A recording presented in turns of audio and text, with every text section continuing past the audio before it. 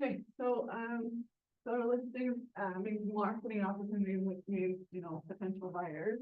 Then you have more control over your time. And just make sure again that you keep your, follow-up and your pipeline, just keep working it. Totally maximize your per hour compensation, so like, let's say it takes you 100 hours to sell, like, this house, this particular property, like, figure out your hourly rate. Cause you don't wanna go into the negative, definitely, just keep working on. And with listings, you don't have to, you get to spend your time like at home or in the office or whatever. You don't have to be driving buyers, Right. like meeting buyers at house. So that's how it maximizes your per hour compensation too. Yeah. I have a question. Do you take buyers in your car and so you gotta get the insurance, or do you like let them drive separately? I have them drive separately because, I even made my brother drive separate. I was like, I'll meet you at the house. then Yeah. you're not having to like drop them off somewhere or Yeah. whatever, you can go do whatever you need to do after all your showing. Well, I feel like they would like be able to like if it was a couple, they could like honestly talk about what they want without you there. Right.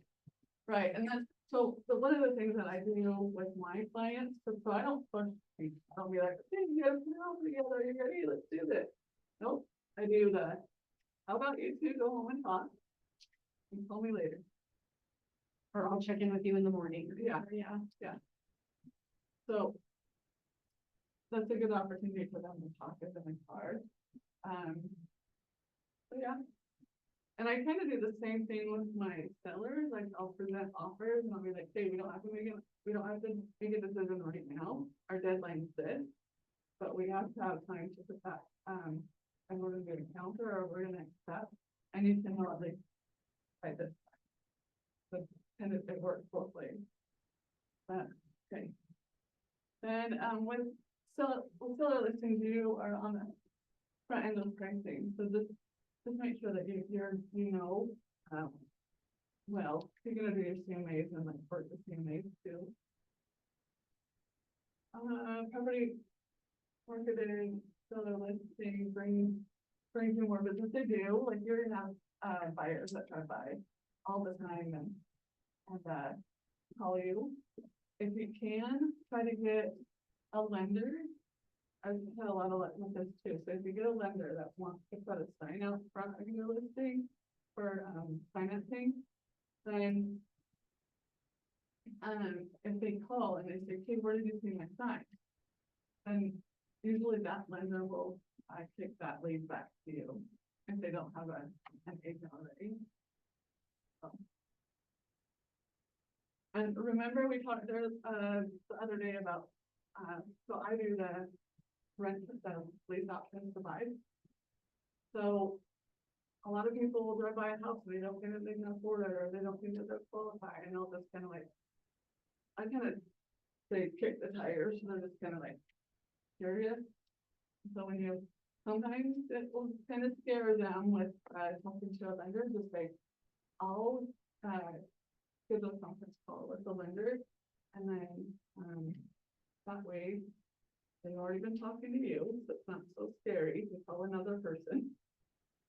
I'll schedule a conference call and get on the phone with the lender and the buyer. So that's a little bit kind of trick to do. But yeah, you're gonna have people calling you, even if it's off of your marketing, you're gonna have some people calling you off of your marketing, driving by the house. 7 steps for your seller service cycle. So this is the plan. The 7 plan steps.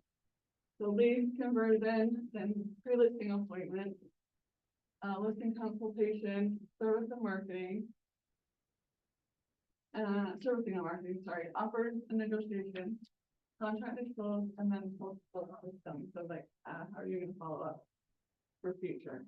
And Allison will tell you if this changes, other things get added. Tomorrow, we're actually doing a big. Oh, good. So more steps. The steps within the steps. Yep. Okay, any ahas on that? No? Okay.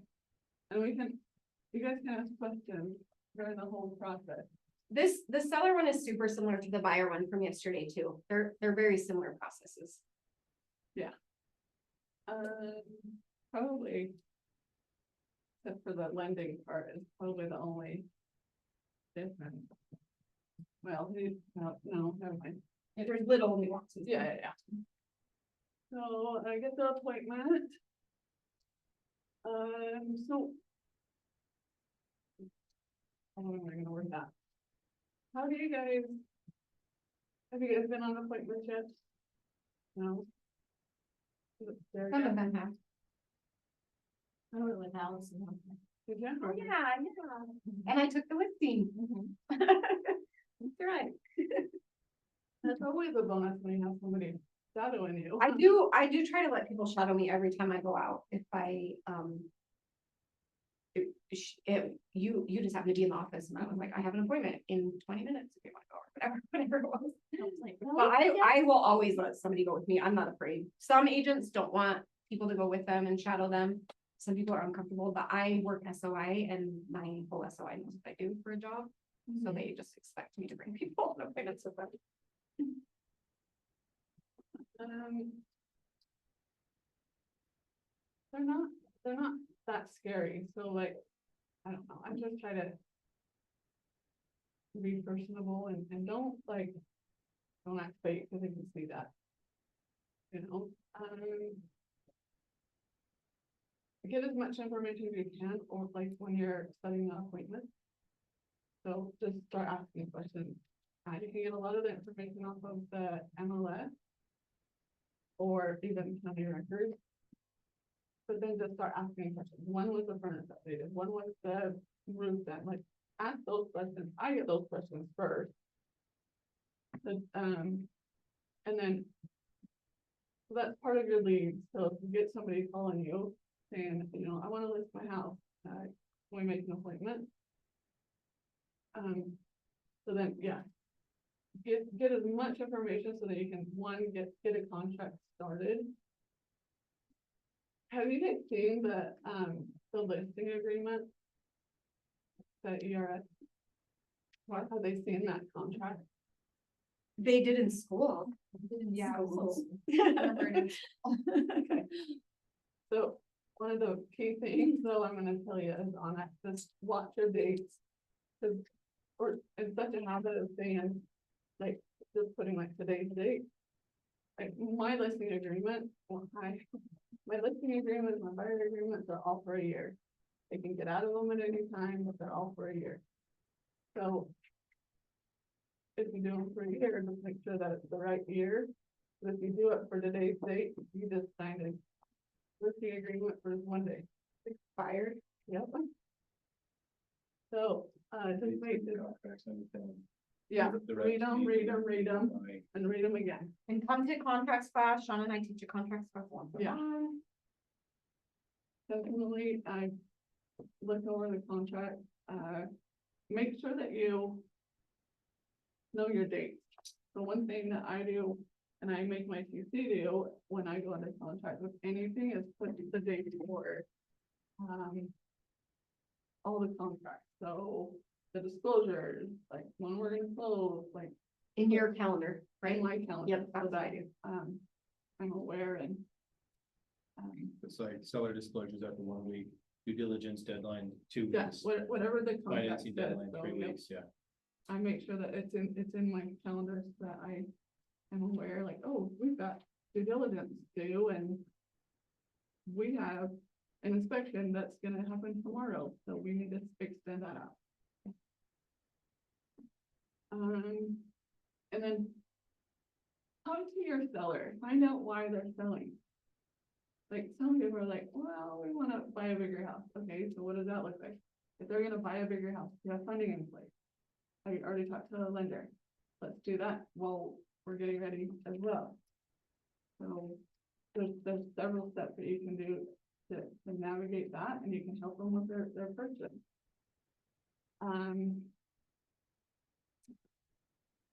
Find out, ask them, like, what idea do you guys have about listing it? Like, do you have a number in mind? With that being said, you have to be ready to tell them, like, just be fair and honest and say, hey, I back them up. Okay, where did you get that number? Well, my neighbor down the street said da da da da. Okay. Your neighbor down the street, what does your neighbor down the street do? So like, you just kind of like talk to them through that whole process, or they'll say, well, I looked on Zillow, and Zillow said this much. Just kind of, Do you guys know what determines the price of a home? A lot. Location, Age of how much home. people are willing to pay for it, I guess, too, Yeah. if they can qualify for funding. It's not what they pay, it's not upgrade. Oh, to actually sold the meter on. you guys, everybody's going to think their house is the best house on the block. Always, it's the ego thing. So, one thing that you're gonna wanna do is have, like, just have a conversation with them. So one of the things I talk to my sellers about is, and I start telling them, like, saying the word house rather than home, your home, because home is connected to them. And you wanna disconnect that, because they're looking for a home somewhere else. So, and you have to just back them up, and say, hey, we're disconnecting from this one, and we're disconnecting from the home, and we're gonna start calling the house, your house, your house. Because they get attached and they don't wanna let it go sometimes, and it's something. They have all their sentimental, Yeah, right? and all it their gets memories. emotional, because this is a huge roller coaster thing for them sometimes. So yeah, disconnect the house. So that disconnect the home so that it's a house rather than, and it's just a thing rather than it's personal. The home is more personal. It's just, your wording helps for sure. Haven't you noticed that too? Yes, yeah. I like to tell them, you guys have made a ton of really great memories in this home and the next family is gonna also. But it is. I just passed these out, so there is, it's like, this is page 7 of 8, this does not have a page number, and I didn't see page numbers on a lot of these other ones, but there is like the pre-listing questionnaire in here that you guys can ask people, these questions when you're looking at helping a seller, and there's also a buyer one in here. I know you guys did buyers last night. And then there's like a guide to selling a home, little mini listing presentation and some pricing stuff. So this is just a really good book full of information about that, like all the stuff she's talking about. And then in the back is some scripts. And on Zoom, I'm gonna email it to all you guys. So grab the email that out. Okay, and then it just says, set the appointment time and date as soon as possible. Some of them will say, no, let's pick it back like a couple weeks or whatever. And so what I always tell them, because the biggest thing with setting appointments is they don't want you to walk through it when it's a mess. I don't care if it's a mess. I wanna see the bones. I tell them I live in my house too. I just wanna see the bones. I just wanna walk through. I wanna make sure that you have 3 bedrooms other than 2.5 or whatever. Like, make up something. I just wanna make sure the dog hasn't broke through a wall or something like that. Just come up with something. You just wanna walk through it. Again, just to verify how many bedrooms and bathrooms. Cause some people will say it's got, 3 bedrooms and a den. And you start walking through it and you're like, well, you could market it as a potential 4th bedroom. I do have a listing coming up that, they have a den, so. It's on it, an investor, so they're gonna change it to 4 bedroom, but. That actually will add value to them. I'm gonna try to. Oh,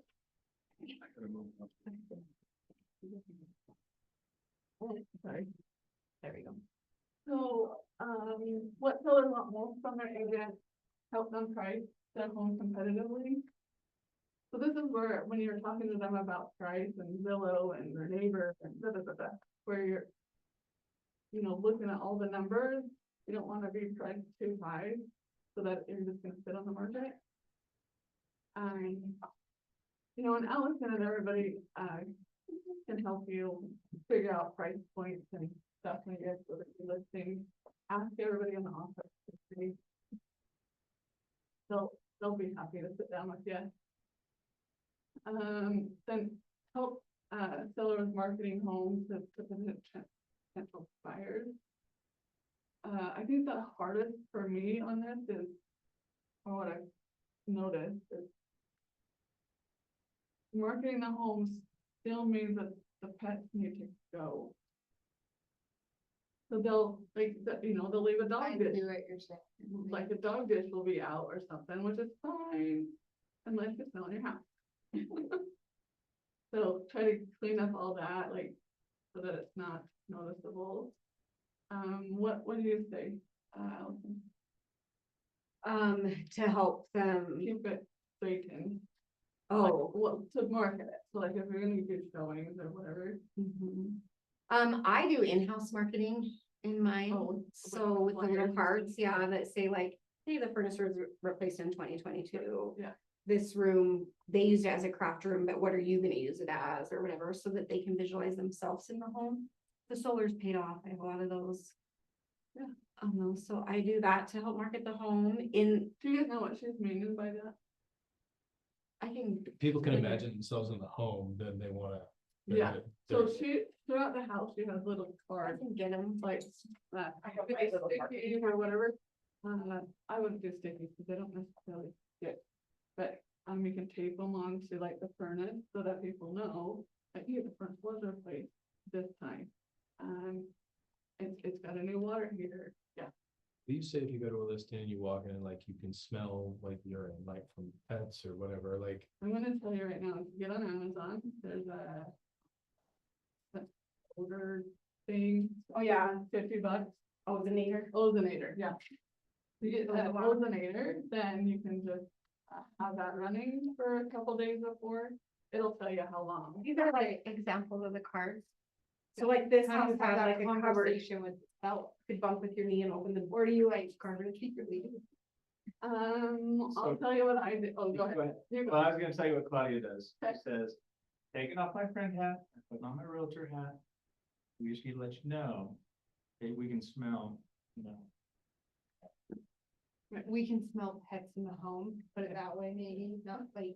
pet- Or there's a little pet Or smell. it's a very strong odor here. Oh, okay. Yeah, like, soften it a Do you bit. know what I do? I hire a stager, I like the stage. Yeah, you can do We hire a stage. that. She does it well. They'll do a walkthrough. Or, you know, put the. What kind of got me on that ozonator thing? Yeah, I work They so hard. help. So, yeah, so they help, they help mine. Mhm. So they do help. the- I put- Yeah, it's a pretty hard investment, but like, it's mine, so I can take it anywhere I want. Can you try that? I'm getting something. Ozonator, called an ozonator. You know, I'll pull it up really fast. Or like a ozone air cleaning machine, maybe. Okay, so it's, okay, so it's right. You can't be in the home for like 48 hours, you can't be in the home while it's running, or for like 48 hours after, no pets or people. Is it, wait, really? Because it gets rid of all the oxygen. Yeah, that's what In it the is. home. Okay, I was confused, I was like, Get rid of the okay, smell. so I was thinking it was something for, Just, they have to just stay in the hotel, like if they want their home. smell. So, yeah, this will pull it's- the air and filter it. Just if it's bad, yeah. No, but the carpet has to be clean, Mhm. right? You have to wash them pretty. The ozonator, you don't really have to, it gets the Yeah. smell out. So you can get them as low as $50 and watch the deal. If you don't get them right now. Yeah, so it's. There's other people in the office that already, so. We're putting one in the Northampton house because it hasn't sold because of the cat smell. And I had that really bad one in Bountiful, we should have sold it for like 1.2, 1.3, and we sold it for 9. Because of the smell? Big hit, Mhm. yeah, but, they had replaced the carpets and nothing was getting rid of the odor. Oh. It was so bad, they had 7 cats. Oh, wow. And they changed the carpets and so when they change carpets out, some companies will let you do half. up front and then the other half of closing, so you, that, got to your title and have them. Write a check directly to the, perfect place, the flooring place, but. I told them, you gotta keep, I'm sorry, you gotta keep the cats in the garage, and we got a great big cat picture thing. I stopped by one day. In the house, Oh, man. was not super happy. I'm like, well, if you guys don't wanna move, don't, don't listen, but. Yeah, so stuff like that, like just have really hard conversations with them and whatever. And then, help the seller find ways to fix up the home. When you're walking through, you're gonna notice, like, if there's, a cover on the outlet, like, see these blank ones? Sometimes you need a blank one, there's a hole in the wall, or whatever. I'm not saying that. There's electrical right there, but it's not hooked up to an actual outlet, so you do need to put a blank one. On the wall, so that wires are not exposed and it's gonna pass the inspection, which is. It's gonna fail, will not fail, but they're gonna call it out. If you see like a light fixture that doesn't have the top of it on. Or. It's fallen out of the ceiling, you wanna get that stuff fixed and replaced. The, oh my gosh, around the outside of the house and the windows, make sure there's no filling paint. When you start walking through, you're gonna know whether it's a VA loan or like if it will pass a VA loan or an FHA inspection. VAs are gonna be a lot harder to pass, so you just walk around, make sure like nothing's exposed, there's no tripping hazards, like. So you'll start to know, what other things, Allison? Mainly Help the them fix lights. up the home. The lights, Yep, I do. I have them make all the light bulbs match. That makes a huge for difference. the color, right? Mhm. Yeah, the color. And then I really cleaning, honestly, like deep cleaning windows, blinds. Makes a big difference. It does.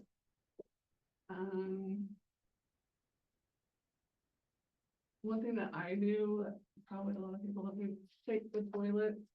Shake them. Oh, to make sure they're Make not, sure they're solid. make sure the Yeah. string isn't off. That's an easy fix for most homeowners. I've never shaken a toilet. I Interesting. shake the toilets and I turn on the water. Okay. Most, like, I'll have like 3 or 4 faucets on it. With the windows too. Oh, I haven't changed the furnace filter. Almost Yeah. always, I haven't changed the furnace filter. Cause they usually don't. I don't know if this works or if it helps or anything, but sometimes if you spray Febreze in the filters, then it will go through the house. I've done it a couple times, I don't do it all the time. Little trick, You'll spray Febreze in the furnace filter. well, just on it, like I'm not just Yeah. dousing it. He's like, don't get it. Good idea though. So yeah, just, quick, just spray it really quick, I don't. do anything too crazy, but, you guys have any questions about this? We don't know what other is. They didn't tell us, and it's the most percent. I Other? love that they did that. That's hilarious. They're like, then there's other. Which is You the know biggest what it is, percentage. it's huge. So, in the summer, I make sure that they, know to keep their yard up and mow the grass, and you're gonna want them to mow the grass. I don't typically mow the grass the day before pictures in the summer. And then I have them hide their trash cans for pictures too, Yeah. always in cars. Is there like lists of this stuff somewhere? Stuff or Yeah, write all down? It's, I have it tomorrow at the. Oh, with the listing thing. Yeah, Let's so- Right. I'm gonna memorize it right now. I know, I'm like, what? I can't write all this. This is so much. Good. stuff. These graphics go out in the email that I created. Oh, too. So, well, You guys get the Ignite emails You at the guys end of are every just night, doing yeah. great. little tiny. Just so you know, that's leverage too. I created those emails and I used to copy and paste them during every Ignite, and then Bradley set up a smart plan for me, and now you guys get them automatically. I'm like, yes. So I created those emails.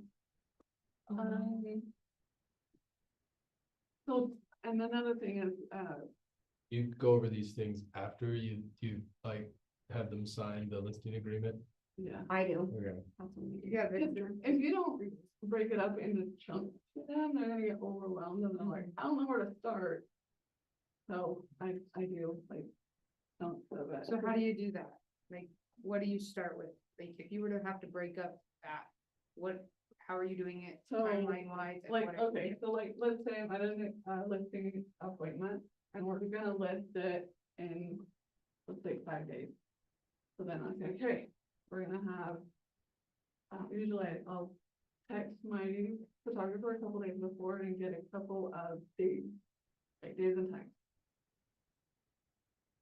Even when you're on the phone with the seller, ask them, like, potentially, if we were to sign tomorrow, when would you wanna do pictures and when would you wanna list?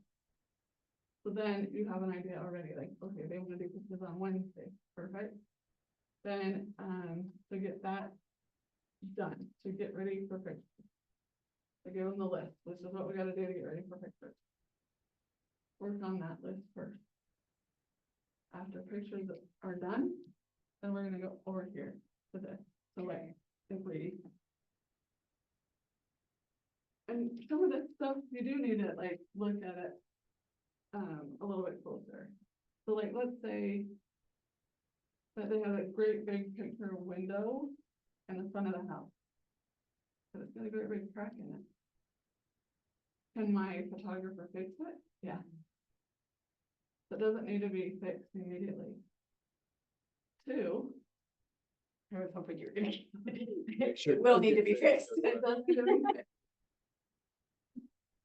I don't tell my sellers to go and buy a new window. If that's expensive and that's overwhelming. You can call a glass company and have them come bid it out. Usually $80, $100. So just call the glass place, they can just take care of it. Easy fixes.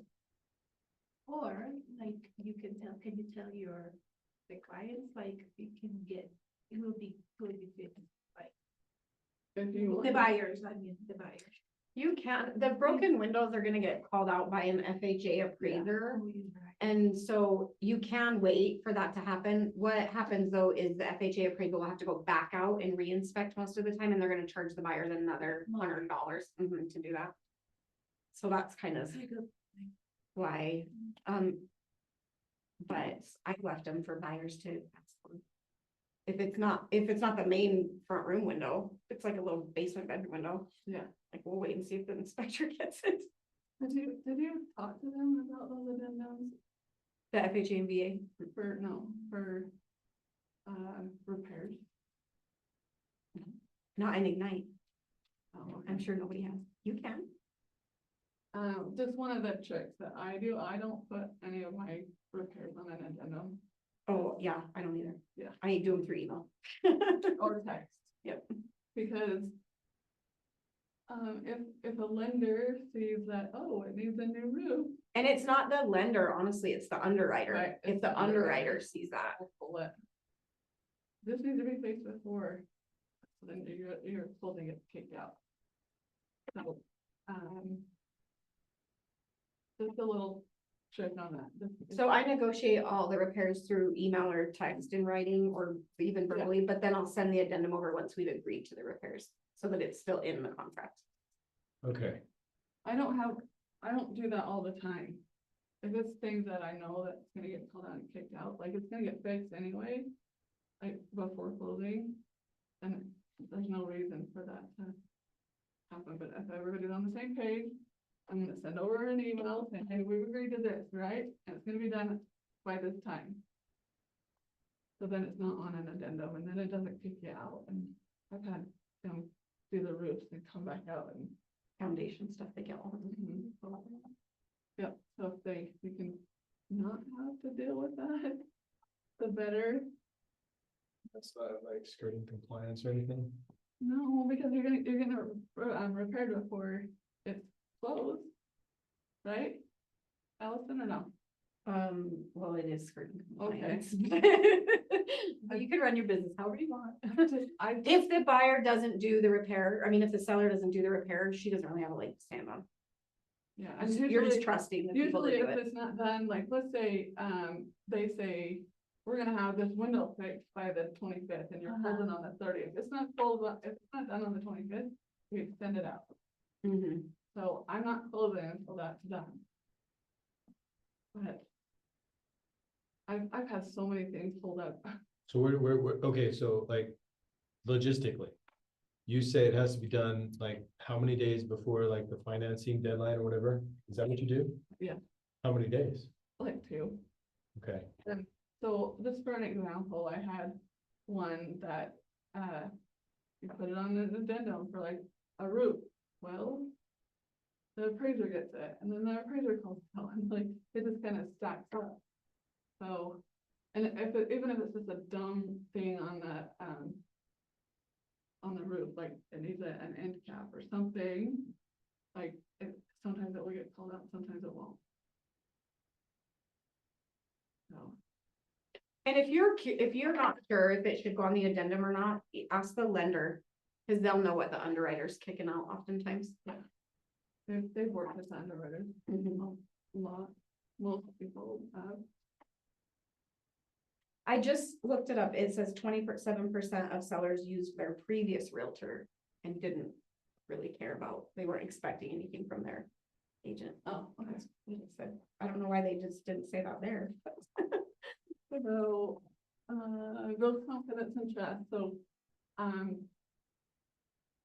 when I was first new, I would just build off of like my past.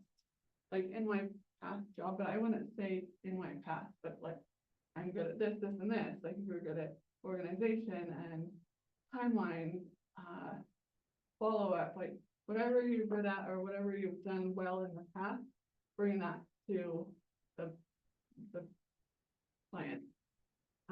Another thing that, you know, I can say, and I did say when I was, you know, a new agent too, but I got a large social media following, like your house is gonna get seen.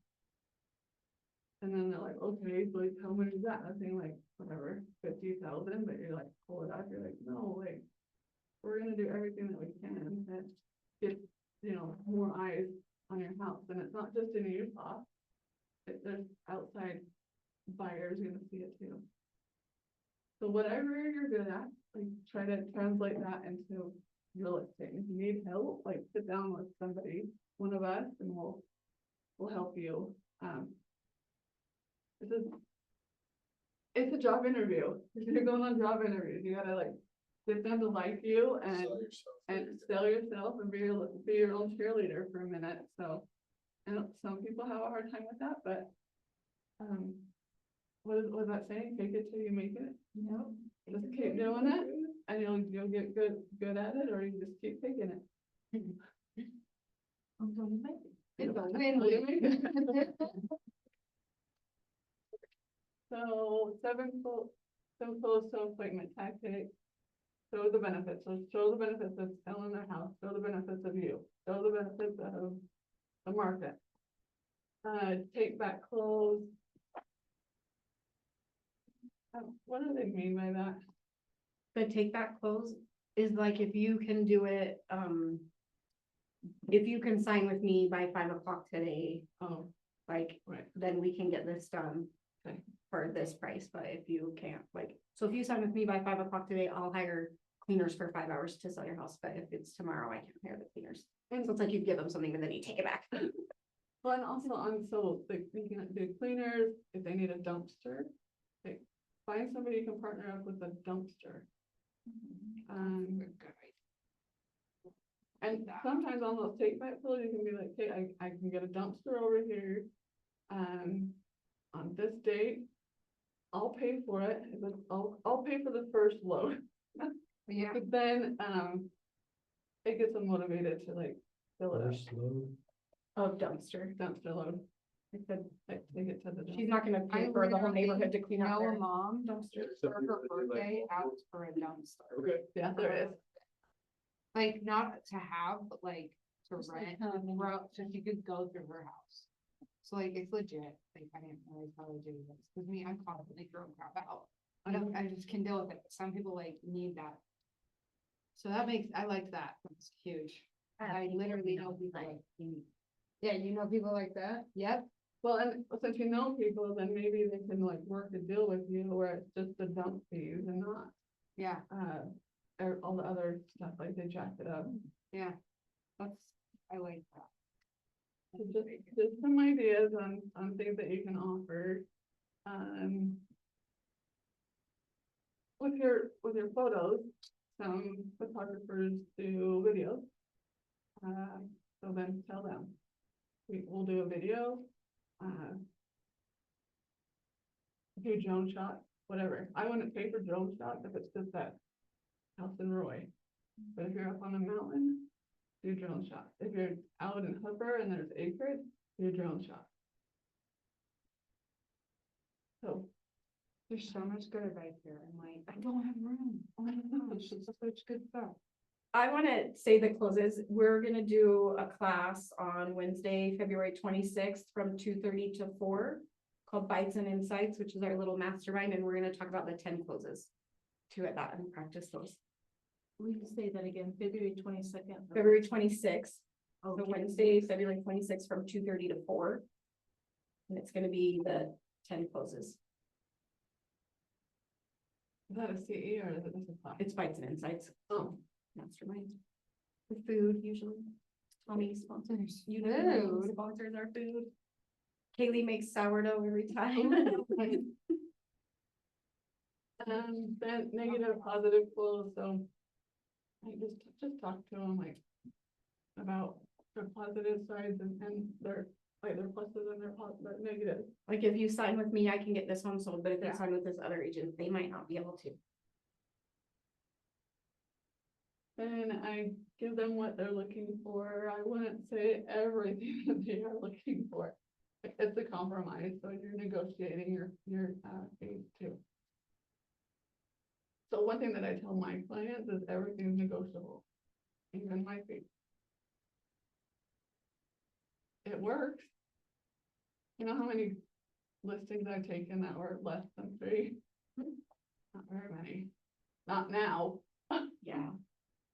Then. Even give them what they're looking for, it can be marketing. So I always say, here's the marketing I provide. Is there any marketing that another agent has told you or that you were wanting on the home that I didn't talk about?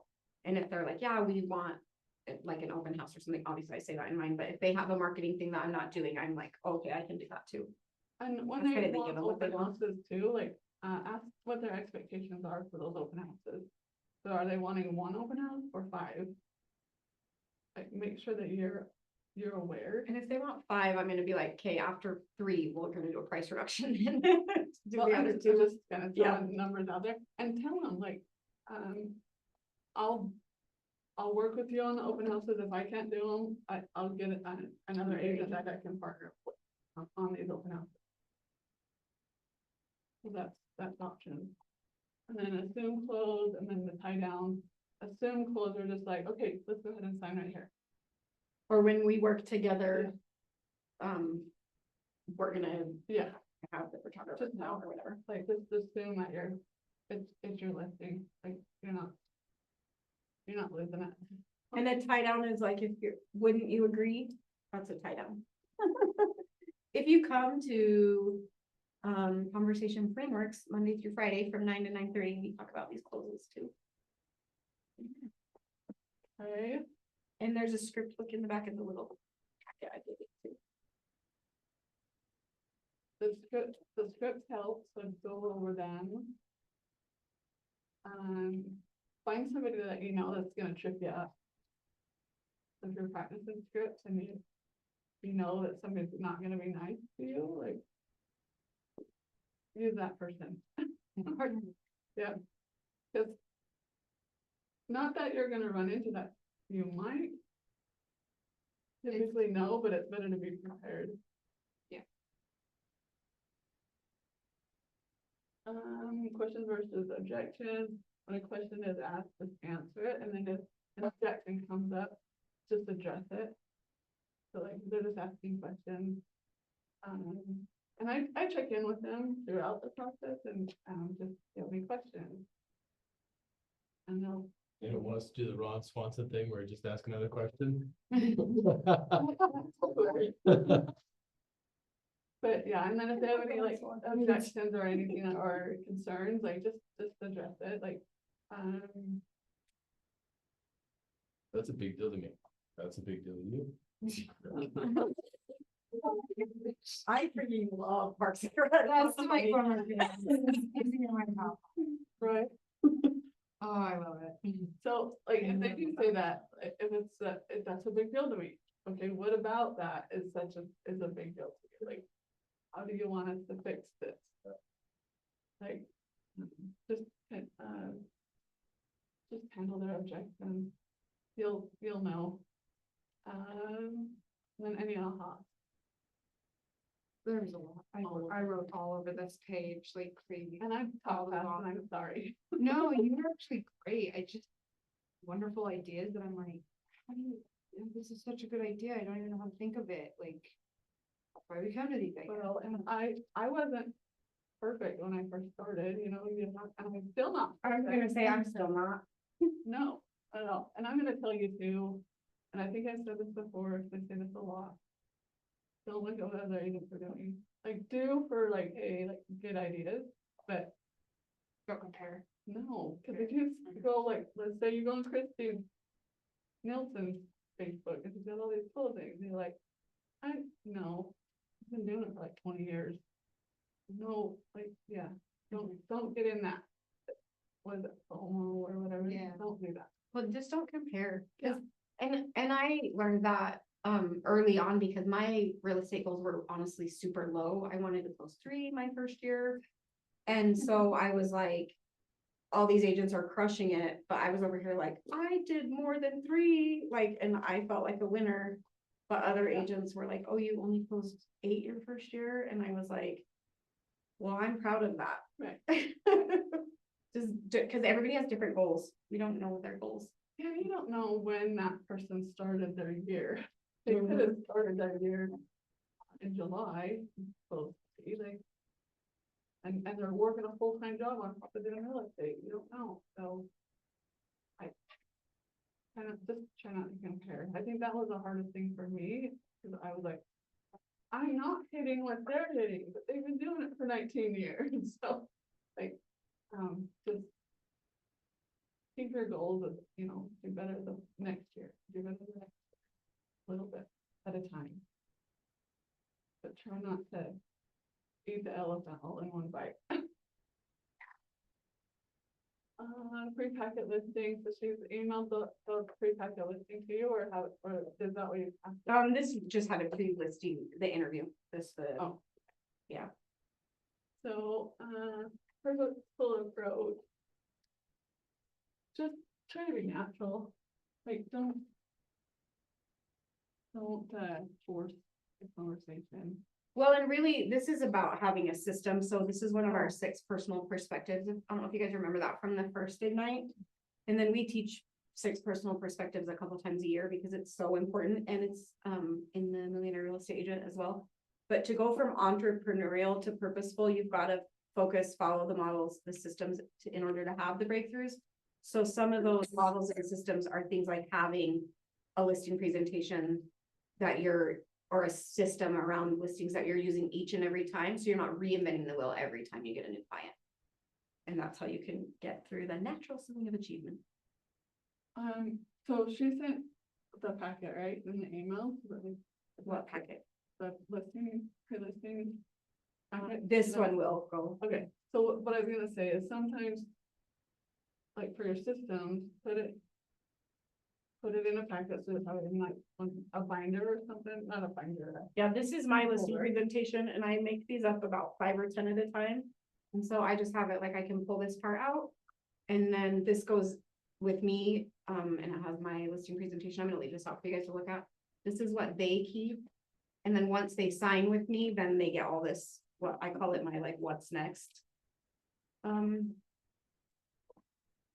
Your contract's in there. No, not in here. I create new contracts for them, but then I have this like, what's next? Cause they don't ever know after they sign with us, like what, then they're like, wait, what? No. And so I have You this like, well, definitely what's want next thing? something like a checklist.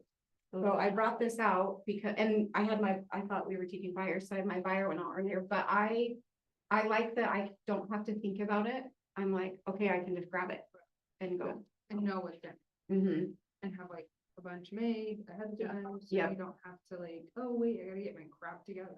Yeah. Right? Yep. So I exactly. have That's what I want. this, but I have a folder like Yeah. that, but I also have it on my iPad. So I can just bring Yep, I whatever have it digital too.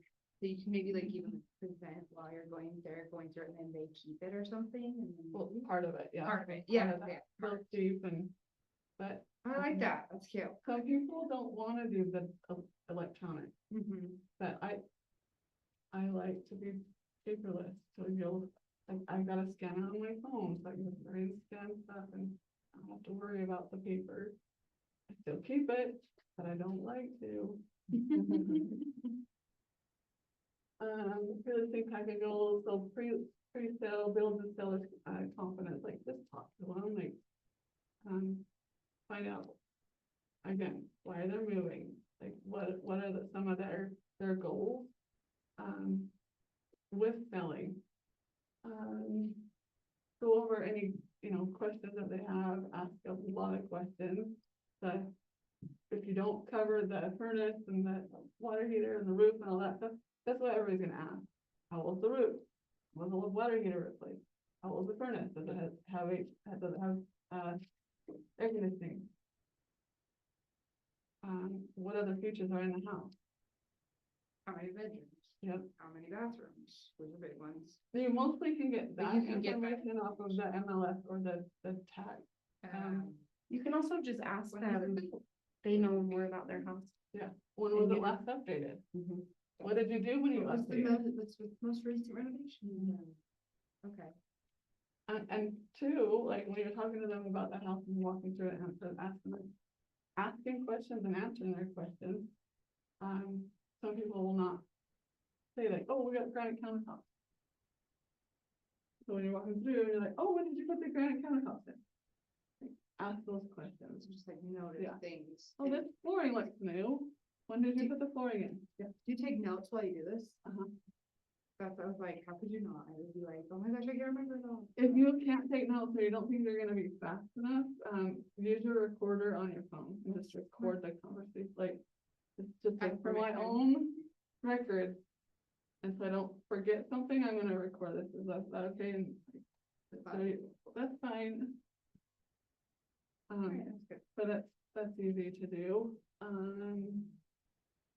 Then save time, makes the consultation experience smoother, so just make sure that you're asking questions too, but like the stuff that you already asked, like follow up with them. Okay, you said that the water heater was replaced in 08.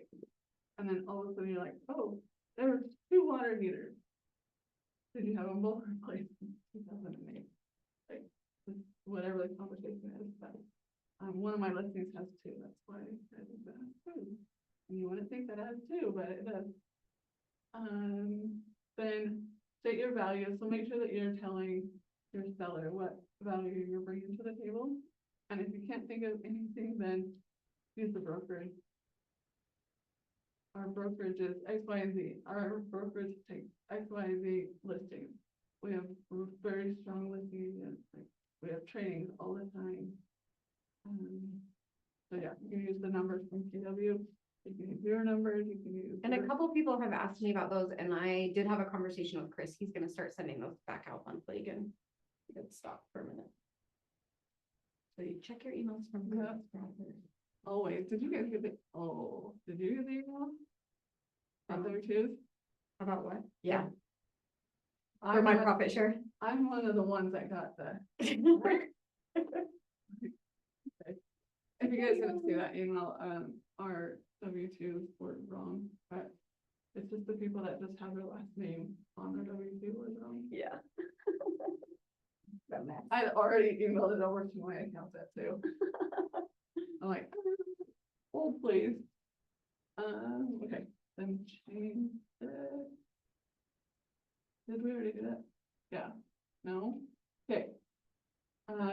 Review the listing packet, right? On presentation, you're gonna review that. Alton, how often do you update your listing packet?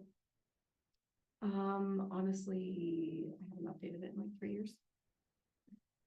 Some people, update them more, but it's up to you on how long, like, at least look through it. Especially when you're doing business planning, maybe look through it and say, okay, we can change X, Y, and Z or whatever. Like, what would you change on it? What? Like if you were gonna add marketing, or if you were gonna take away, if you were. Like had something change in how you wanted to do business, and I would change that out. Of it, I do have a list, like a vendor list. my vendor list gets updated. So I do update that, so usually on my vendor list, I have somebody that does cleaning, somebody that does, the dump, I have a glass person on there. Plumber, electrician. I do have a lawn care person and a sprinkler guy.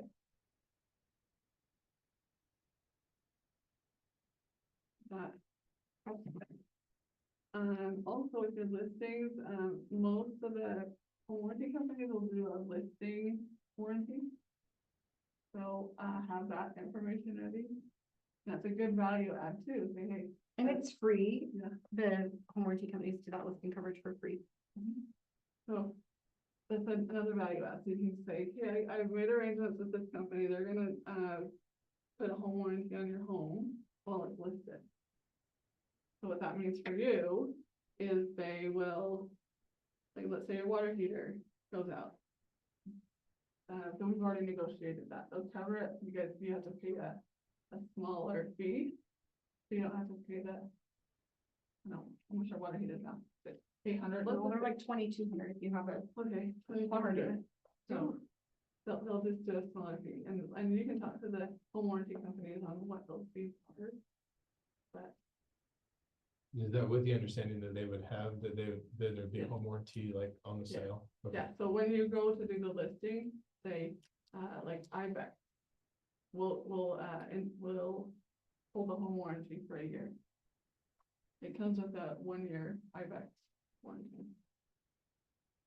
And let them know, like, IBEX is $700 a year, when, we'll already put it on the MLS that it's covered under warranty.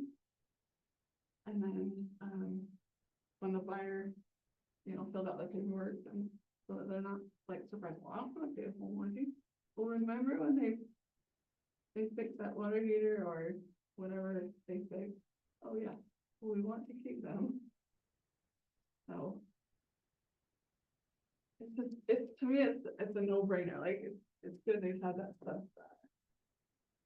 Just a comment on IBEX too, they came and sponsored lunch at Anwar, and like, I can't remember the woman's name, but she, Good for them. with her, yeah, she's like, we're realtors, we understand everything, so.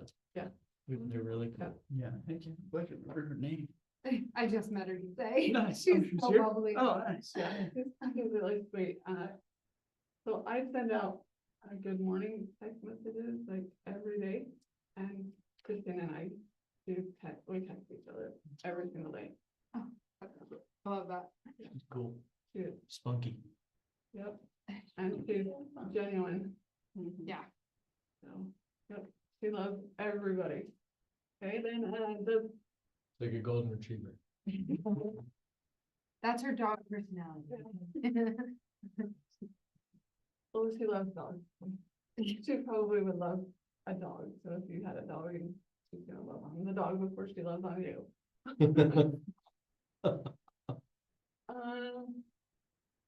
Then. Is it a primer? What does it mean? Is it a primer? So is the pre-listing packet gonna teach them something that okay. you're gonna go Okay, over at great. the consultation? Or is it gonna teach them something so that you don't need to go over it at the listing consultation? I know, like, is it, Old school primer used to Here like you- help them read, that, I'm guessing that's where. the reference Oh, from. okay. right, I'm like. like a what was primer that book. even? Yeah. So what, I don't know, to me, that wording, to change it, like That is a It is. educational. Uh. Flyer, whatever. Yeah. that's the one. You, what? Is it even a question? Is it an Like, educational primer that you will provide for the listing? I don't know. Right, this is just the thing. so, and I'm gonna show you guys when I send out the listing packet, it has some market data on it that I fill out that day, and then it has. The marketing all do and a little about me thing, and that way when I go on the appointment, I can just focus on them, and I don't have to tell them about me and why I'm great. Hire me. That's kind of what it's saying, okay, like it's gonna start the conversation. gotcha. Okay. Thanks for clarification. They need to redo this slide. They need to redo the whole Ignite from 2021. Oh, for sure. So this just kind of goes over, And you can make these in Like, yeah. command too. In command, and I think Christy shared hers with a lot of you guys yesterday, the buyer one, and she made hers in command. are you still writing that one down? Yeah, Okay. but I'm okay. It was in my head. So, yeah. So you want like a cover and at least have like your contact information, and your cover can list like anything. So if you want it to have information and then your contact information at the bottom, like however you want to do that. On mine, it has my name at the top. My team information, and then I've got like just highlights like, like a couple of quick questions. Then like deliver your listing packet, confirm your appointment. Do you really, Dr. Pre-packet off I first? try to, Yeah. Before you meet with yeah, them, mhm. you can just I'm email guessing that it, you like, don't. I take it there. Yeah. I can't always, like, if I'm going out to like Taylorsville, I'm not gonna go out there twice, you could just like. honestly. email. I'll just take it with Stuff like and that. do it there live with them. You could email it to them. The chances of them reading it over email are so slim. You really gotta sell them on reading it if you're gonna take it. If you're gonna take the time to give them a pre-listing packet, really sell them on reviewing it and reading it. Cause then you're almost going there just to get the contract signed. So Dalton, you guys met Dalton. Yeah. He does. Yep. Yeah, he just. So he always makes up and says, hey, I need to read this. Yeah. Yeah. So he emailed and then called them and said. "Just make sure they understand." There's like, you can do both. No, I'm sure.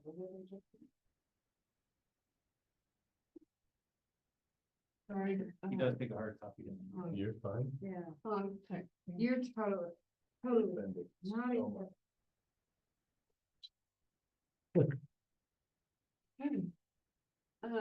So it's.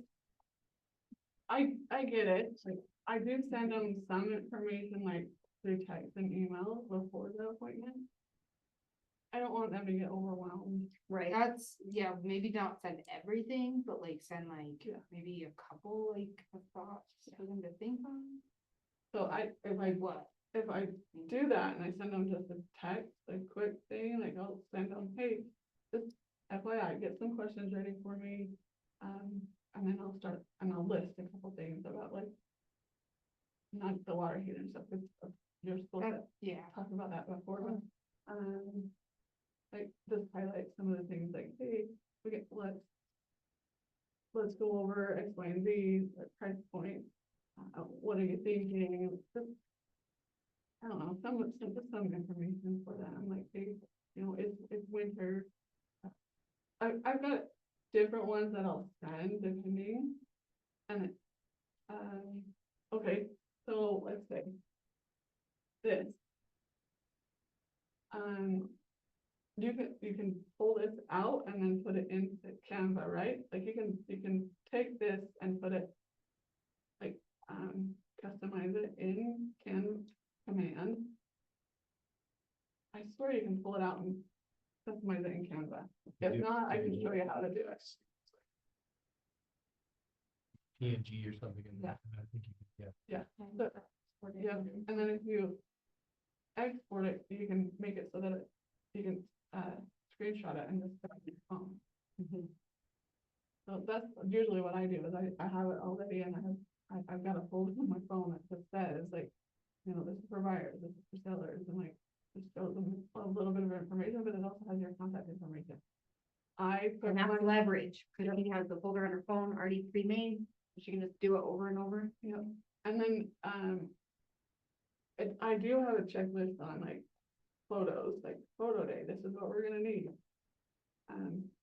So that, on every single one of your flyers or digital, like, marketing, make sure your phone number, your name is all on them. And I think I talked to you guys about it before, but put a picture. It's the dumbest thing, but people will recognize your face, but way before they recognize your name. Like, my face is all over my, open house signs too. Just because they recognize your face way faster. So yeah, and then, ensure all decision makers are there. If they're not, you can also, see if they'll be available for a call, like, let's say there's a husband that's a truck driver and he won't be there. Then, but the wife's like, no, we've gotta get this house listed. Okay. Everything can be signed digitally, but we gotta get him on the phone. So is it okay to do a Zoom, or can we can three-way call him, and does he have a headset that he can still drive? The only reason I said that is because my brother is a truck driver, and I don't know when he's gonna be home, so. And yes, my brother lives with me. He's home 2 days a month, I don't care. So yeah, make sure all the decision makers are there. How are you gonna find the decision makers? How are you gonna know?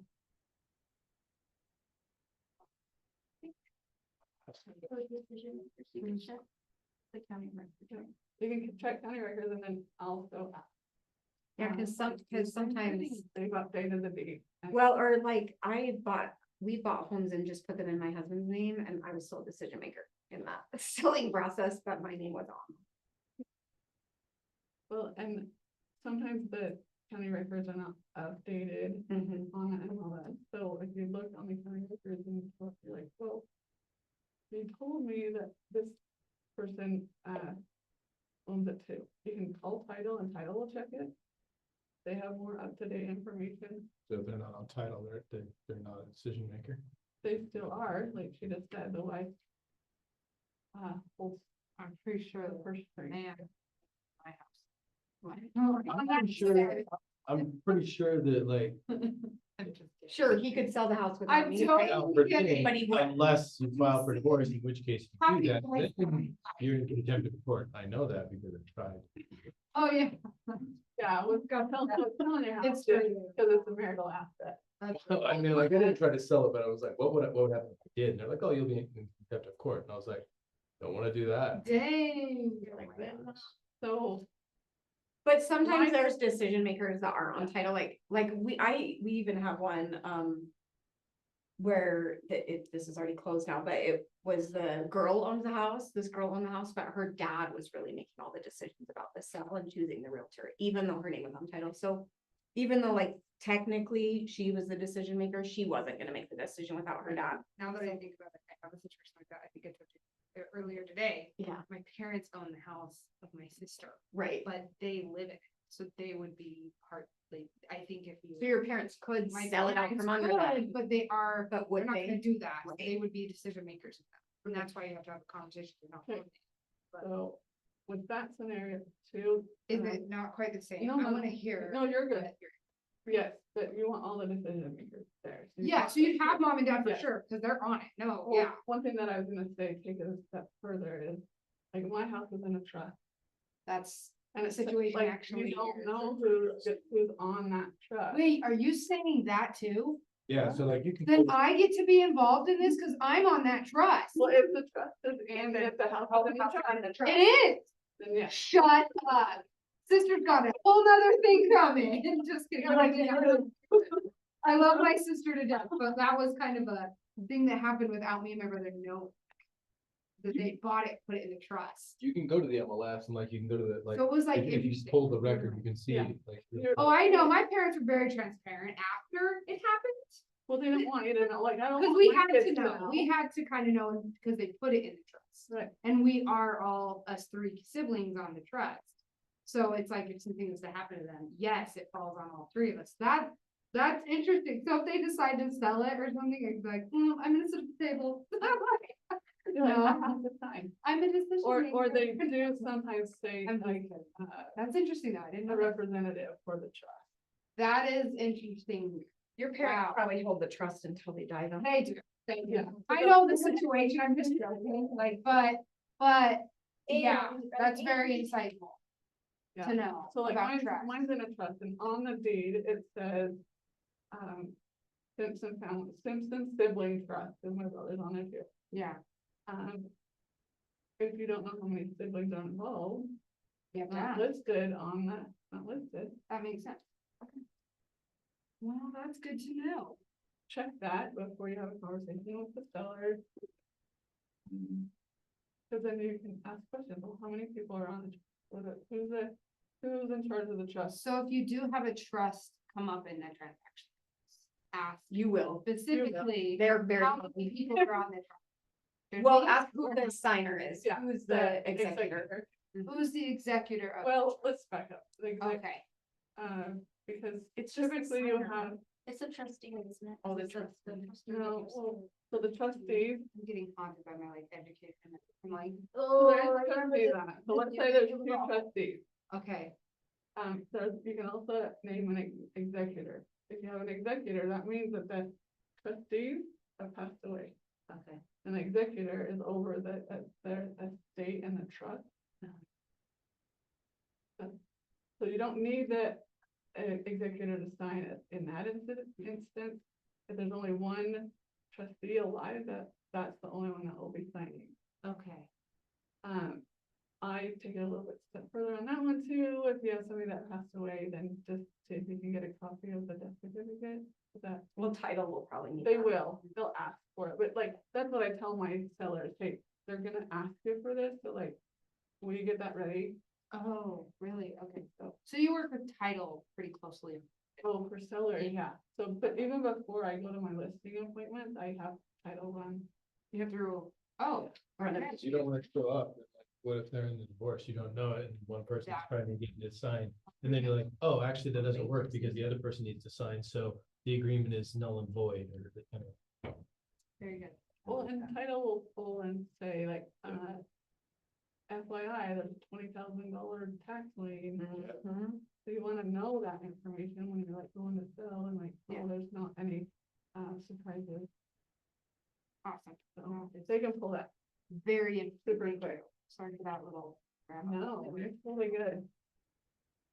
Any aha? I think I just have.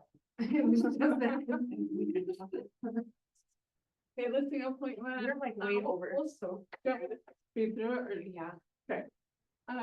Great impressions, build confidence, trust. Make sure that they're gonna go with you. Then share your price recommendations. This is where we tell you like, try not to talk about Zillow. If you guys Google it, Google Zillow CEO sells home. And I think you need to know what Zillow says their home is worth though, Yeah. because that's what they're seeing, and so. If Zillow's saying their home is worth 800,000 and we're looking it up and we're like 600,000, we can show them why Zillow is wrong. Why is With the Zillow comp. so wrong? It's an algorithm, it's not a person going out and looking at the home, they don't know what the home smells like or looks like on the Oh, inside, and they don't know that there's a junkyard in the back. right? Oh my goodness. Yeah, make sure that you know what Zillow's saying, but like. But don't put much, Yeah, don't put much Into it. into it. A good argument for Zillow is that, Less? have you read it? He's pulling it up. CEO sells home. 40% less than the Zillow estimate of Zesty. 1.75 million. That's a good argument. Yeah. That's the CEO of of Zillow. Zillow. His Wrong. estimate was Wrong, 40% off. Holy crap, Could be a jumping up point. but you're gonna need that for like Yeah. leverage, yeah, But I mean, leverage. even if you run, like if you do your CMA, sometimes like you're doing it, like there could be 1,000 or 100,000 spread between. Like the Oh, comps that there you put could. in. You just have to know how to. Yeah. well, Just you narrow it down. Narrow it down. Yeah, and then find the closest. Then share your price recommendations, set expectations, for how, you're gonna market the home. On like social media or wherever you're gonna market the home, how many open houses, just make sure that you have those conversations. How listing present, no, that, we're good now. Okay, And they're an average Stop. 8% off. We were over. So,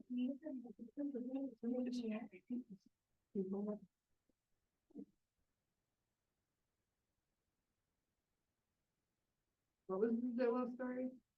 The guy, 40%, he did what? he went off of went to list his home and it was 40% higher than what the market was. His estimate was 40% more than what he sold his home for. They lost like $1 billion, I think, the whole estimate. Then how is Zillow still a thing? That's why you gotta- you gotta, Oh. oh. Have it in there so that you. You have your, Got it. what are they called? You have all the tools in your tool Leverage. belt, right? Yeah, here's the leverage pack. That's all it was. Oh, so, okay, take a fast break. And then we'll talk about the transaction part, you know, buyers and sellers. But thanks, Jen, I'm gonna put it back. did so great. Appreciate it, much appreciated. Yeah, all right. I put it on charge, I let it-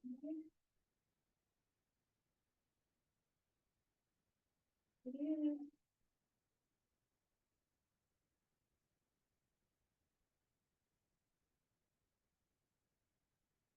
Who's feeling confident to work with sellers now?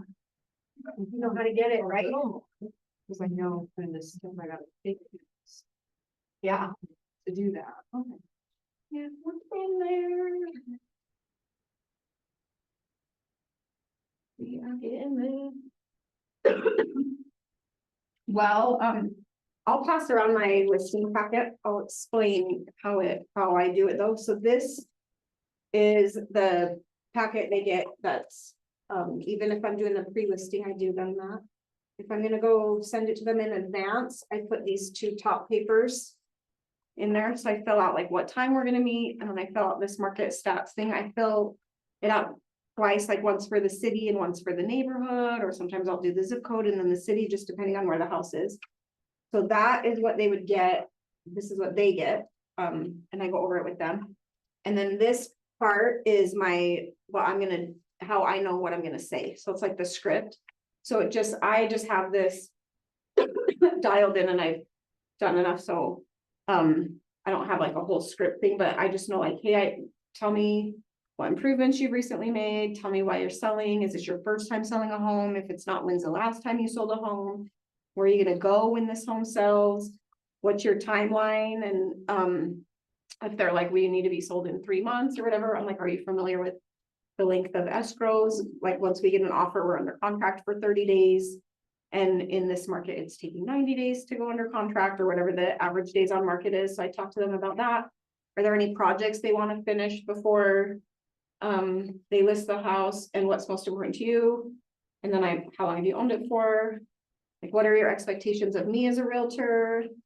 And then I talked to them about, I have 2 jobs as a realtor. One is to get you the most money, and one is to protect you legally. And then what made you want to buy this home? And so I start to get into some marketing, like, because I know why they wanted to buy the home. I'm going to use that in the next marketing. What do you love about this home that you didn't know before you bought it? What do you love about the location? What's your motivation level of getting this home sold? And what can I share with the buyers? Because we can't always share with the buyers. These guys are super motivated. Sometimes sellers are like, don't say that. Like, I don't want somebody to know that about me. So just get permission. So I talk about their motivation level and what can I disclose. Then I'm gonna go over strategies, and that's where we were kind of talking about this earlier, like the declutter, what projects should you finish? I'm gonna have a stager come in, I'm gonna have a cleaner come in, photos. I'm gonna put the key box, the sign, so this just kind of goes over some strategies. And then some more questions. So this I fill out as I'm talking to them. And as I walk through the home, I fill this out. Which is like features about their home. And then I make a to-do list if they have little things to do. And then once they sign with me, they get this back part. Separate these probably. Through these, and so this is like the what's next paper that I give them after they've signed with me. So you guys can just pass those around. Your house, your book too. I know. Super Yeah. Brilliant. And I do take, this is like a little marketing portfolio that I take that I show them samples of previous marketing that I've done for homes when they want to see what I'm gonna do different to market. the home. In addition to the stuff on that marketing.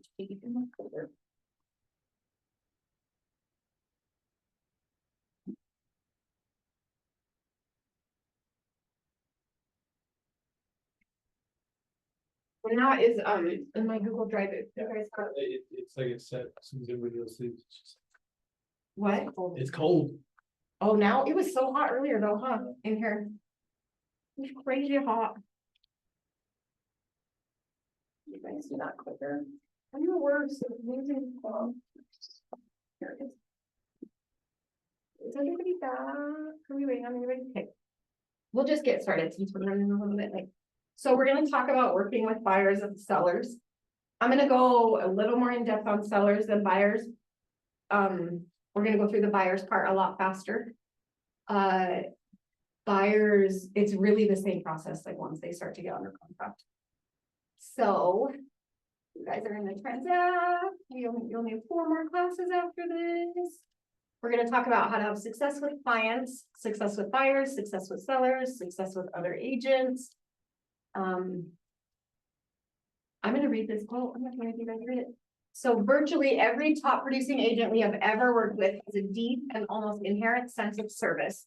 They have a servant's heart and place their buyers or sellers' real estate experience above all else. They are always thinking service. We have a word for that in real estate. It's called fiduciary duty. We have to put the client's wants and needs above our own. So. Okay, let's talk about communication. What are ways, communication with your clients is gonna provide a strong foundation for sustaining their relationship. It's gonna set and manage their expectations proactively throughout the transaction. It creates peace of mind and it enhances your credibility. So when you're communicating with your clients through the transaction, once they've signed with you, which is part of why I have that what's next, because I could sense with in my transactions, there was this little window of like, they were like, what is next, right? And so I was like, let's just clear that up. Corey and Rhonda, they're out of town right now, well, they might be back, but they are agents in our office and they recommended a book to me called Upstream. That is about like getting ahead of the problems in, like, if you see a problem, how do you get ahead of it so that it's not continuing to be a problem? And that's, I kind of came up with that idea after reading that book. So what are ways that you would want to be communicated with if you were listing your home or buying a home from your agent? What are ways that you would want an agent to communicate with you? The process, about like what to expect, things that are coming, next, especially if like never sold a home, knowing just a timeline of what to do. Okay, yeah, so you would want an agent to tell you the timeline, what to expect, what's next, all of that. Would you want the agent to call you or text you, email you? Yeah. Keep me up to date I on know all things. that. Yeah. Yeah, See what they were doing too. I definitely wouldn't want my agent to not keep in touch with me because then I would think that they're not helping, doing anything, yeah, right? so. for you. Definitely. So, and that's where it enhances your credibility. So when you're thinking, sometimes I think that we're like, well, the house still hasn't sold, so I don't have an update, right? But you can update them on different things and we're gonna go through some of that, such as like market updates. Hey, Allison, question, do you over communicate until you're told otherwise? or do you- Impossible. Literally, I actually wrote that down right here. You can rarely over communicate with the client. Like you can, it's what are they gonna say? Stop telling me about where the transaction? and then you know. I mean, if Um, I'm not gonna text them every 5 minutes, I don't have time for that, they don't have time for that. But I am gonna text them every 10, no, just kidding, but I am gonna. So I do let them know in my listing presentation that I have a minimum communication standard of once a week. So I communicate with all my sellers on Tuesdays religiously. I communicate with all my buyers on Thursdays religiously. And that's part of that, moving from E to P, the entrepreneurial, the purposeful, that's just my system. So the reason why I update sellers on Tuesdays is because if I've had an open house over the weekend or any showings over the weekend, that's giving me Monday to get all the feedback together and get any other homes that also had open houses or similar that went under contract so that I can notify them about that.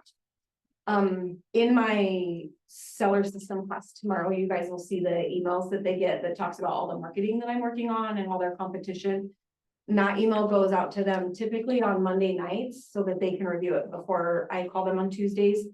And then the reason why I do buyers on Thursdays is because I think most homes get listed on Thursdays. It seems like the MLS has a little uptick of inventory of new listings on Thursdays.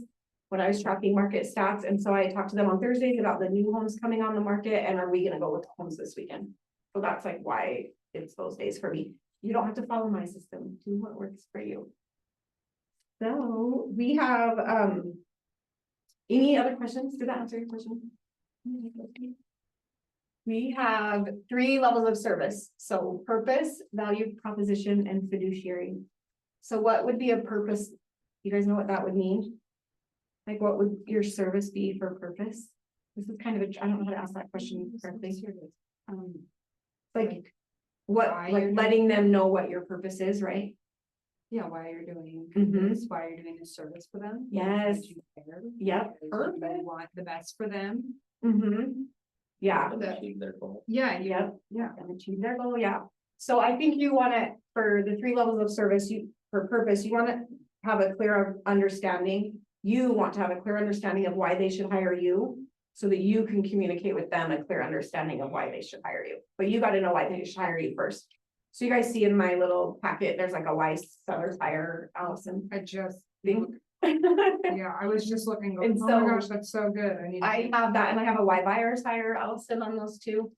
So what would be, so for our levels of service for value proposition, you've got to know your value, right? To be able to communicate with them. So what's your value? What's our value? Like what we can provide for them, like our time is our value to them, like taking better time to do this thing. for So why them. should I hire you over Dylan? Because I'm going to work my butt off day and night for you to get you the best deal and that you can get out of your home, so you can have. You can financially succeed. Yeah. Go upward. Yeah, and like she was, like Jen was talking about, like, what are their expectations of you? So you can, like the Ron Swanson thing, just ask them a question. So what are your expectations of me? And then Yeah. can I provide that value, right? And so just knowing you, what you can do, what services you're gonna provide. And then fiduciary, so we talked about that with that quote, placing clients' needs and wants above your own. Is really that fiduciary level of service. Do you guys know the difference between functionary and fiduciary? It's in your workbooks if you have a book too. Because here it's like you have to, like you're legally bound. Yep. Yep. Give me an example. Like obedient. Yeah. Yep, like old car acronym. Yeah. I know you, yep, yep. In accounting, so fiduciary is a high trust relationship with clients and always puts their best interests at the forefront, even before the agent's own. It's high level, high relationships, high responsibility, high skill, perceives information, anticipates needs, big picture viewpoint, highly paid, irreplaceable, uses judgment and intuition, involved decision-making. And functionary is a specific task relationship with clients. So are we doing the job by crossing the T's and dotting the I's? Right, and that's gonna be your recording information. It doesn't take a ton of skill, it doesn't take a ton of learning. It's more, I think of it more as like the data entry or like the entry level job. But fiduciary is when you're really, really caring about the client and you're treating this home. If I were gonna buy this home, what would I wanna know? What would I wanna do? You're giving them that information. Oh, I forgot to click the slide. Do you guys know what dual agency is? From school? It's like an agent, oh gosh. You're both the seller and the buyer. Yeah. She got it. Yeah. Oh. Do you guys, can you keep all your fiduciary duties if you're a dual agent? Harder. It's way harder. It's really. And you can't be loyal to both. Yeah. What? Yeah, set the expectation of dual agency. Yeah, I like the new listing agreement, but it's like, if I bring the buyer, what's the percentage I'm gonna be paid? Because that's the perfect opportunity to talk about dual agency. We often call it limited agency here. This is, across the country, they probably use the word dual more often. Maybe in I Texas, think they do. dual is the federal term. But okay, yeah, and here we say limited agency a lot. And we call it limited agency because you are limited, because it does take away some of those fiduciary duties like loyalty. But you do need to remain confidentiality with them. You can't pit one against the other, so you become a neutral negotiator with this, so just. We do allow dual agency here, and it's up to you if you want to do it. I know agents that will not do dual agency. They'll refer it out and collect the referral fee because they feel like the first person that hired them, how can I truly represent that person and get them the most money? And then some agents will do dual agency. I've done it and I've referred it out. It just kind of depended on the situation for me and the clients. I don't have like an across the board, I do or don't for that. Okay, we gotta to have success with clients, we gotta set their expectations. So, by setting their expectations, like what do they expect of me? Right, is gonna be the way I set expectations. I'm gonna ask them, what do you expect of me? But I'm also gonna tell them, what do I expect of them? So I expect them to not decline showings, right? I want them to reschedule it, or I want them to call me before they decline a showing. I do set it up for them to approve their own showings. Do you do that, Jen? Do your clients approve their own showings with a line? Or do you go in and text and be the No, I have conversations with them because you get a seller that like will decline a showing and I don't want them to decline it. That's exactly it. So I have that conversation. I don't want the showing declined. I want to have a conversation with you. So I talk to them a lot about not declining showings and calling me before they decline it, and I'll see if I can reschedule it for them. So any other expectations, like, I know Ken, he's like, I don't work Sundays. I don't answer my phone on Sundays, so he just needs to set that expectation with his clients, right? Stop answering your phone at a certain. Right, if I'm like, I don't answer my phone after 7 o'clock at night, then I just need to set that expectation. Or some agents will say, if I don't return your phone call in 4 hours, I'll pay you $500, right? That's an expectation you're setting too. You wanted to have that. I'm like, oh, that was perfect. And then you want to review the transaction process timeline with them. You'll see in my listing packet too, I do have a timeline that I give them about it doesn't have like, this is how many days it's gonna take, but it's like this step happens first and then this step and then this step. So they want to partner with an agent. This is if they were a buyer, then they're gonna get pre-approved for a loan. We're gonna set very clear search criteria, especially now where there's 9,000 homes on the market. There's a lot to choose from. So you can be a little bit more picky now because there's more homes on the market. Then we're gonna find you a home, we're gonna make an offer, we're gonna negotiate the terms, we're gonna get under contract, we're gonna coordinate the vendors like the inspector, the appraiser. If we need any additional inspections done on the property, then we're gonna negotiate the repairs from the inspection, then the appraisal happens. A lot of times people get even new agents will get the inspector and the appraiser confused, especially if it's an FHA or VA loan, because the appraiser is going to be looking for some habitability features such as flooring on the main, on everything above grade, the broken window thing. They want a 3-year roof life. There's certain things those appraisers are going to look for. So a lot of people think I don't need an inspection because the appraiser is going to be looking, but that appraiser is not looking for safety of the home. He's just looking for habitability. So still get an inspection, and if your clients are refusing to get an inspection, they need to sign another paper. That says they're refusing to get an inspection, kind of like CYA paper. Do it, I want you. So on inspections, please that with your buyers, if the inspectors in the city are not certified. And given their- We're all inspectors in the state of Utah. It doesn't take anything to be one. So You does are. it- So the inspector might steer them with a lot of like things on the list, we don't have to get all that fixed. And even a brand new house is gonna have something, like. Or that's a job, what is it called, job security, Oh, right. finding things that are wrong. An inspector's job is to create a giant Right. list of what's wrong with the house. So for sure, set the expectation with your buyers and honestly, the sellers. The inspector is going to find something there. That's his job, is to find something wrong with the home. So, and if it's a long list of things, I let my buyers know, this is kind of like a part of home ownership. This is like your honey-do list now. And some major things, sure, we're gonna ask for. Like meth, I had a meth one come back today. Well, that's. Ooh. Depending on how high it was, I guess. Hi. 38. Oh. That's the 38 Utah. Out of what? What is? One is the legal limit in Utah. Oh. Like, you might be able to wipe the wall. Yeah.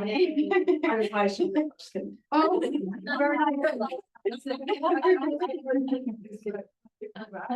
What? No, I didn't expect you to know. It didn't smell, it didn't smell at all. Wow. No, you can actually smell, that's what scared me, and so I know a lot of agents, like, I know like back at Outlook, they mentioned like they would. Put booties on and stuff like that whenever they would do inspections of homes, like themselves, like when listing and stuff like that, when they're first talking to the client, because. You don't wanna end up finding out there's meth later, and then now you have contaminated your car and your phone. and your Oh my house. God, interesting, okay. So like you don't bring it with you, yeah. I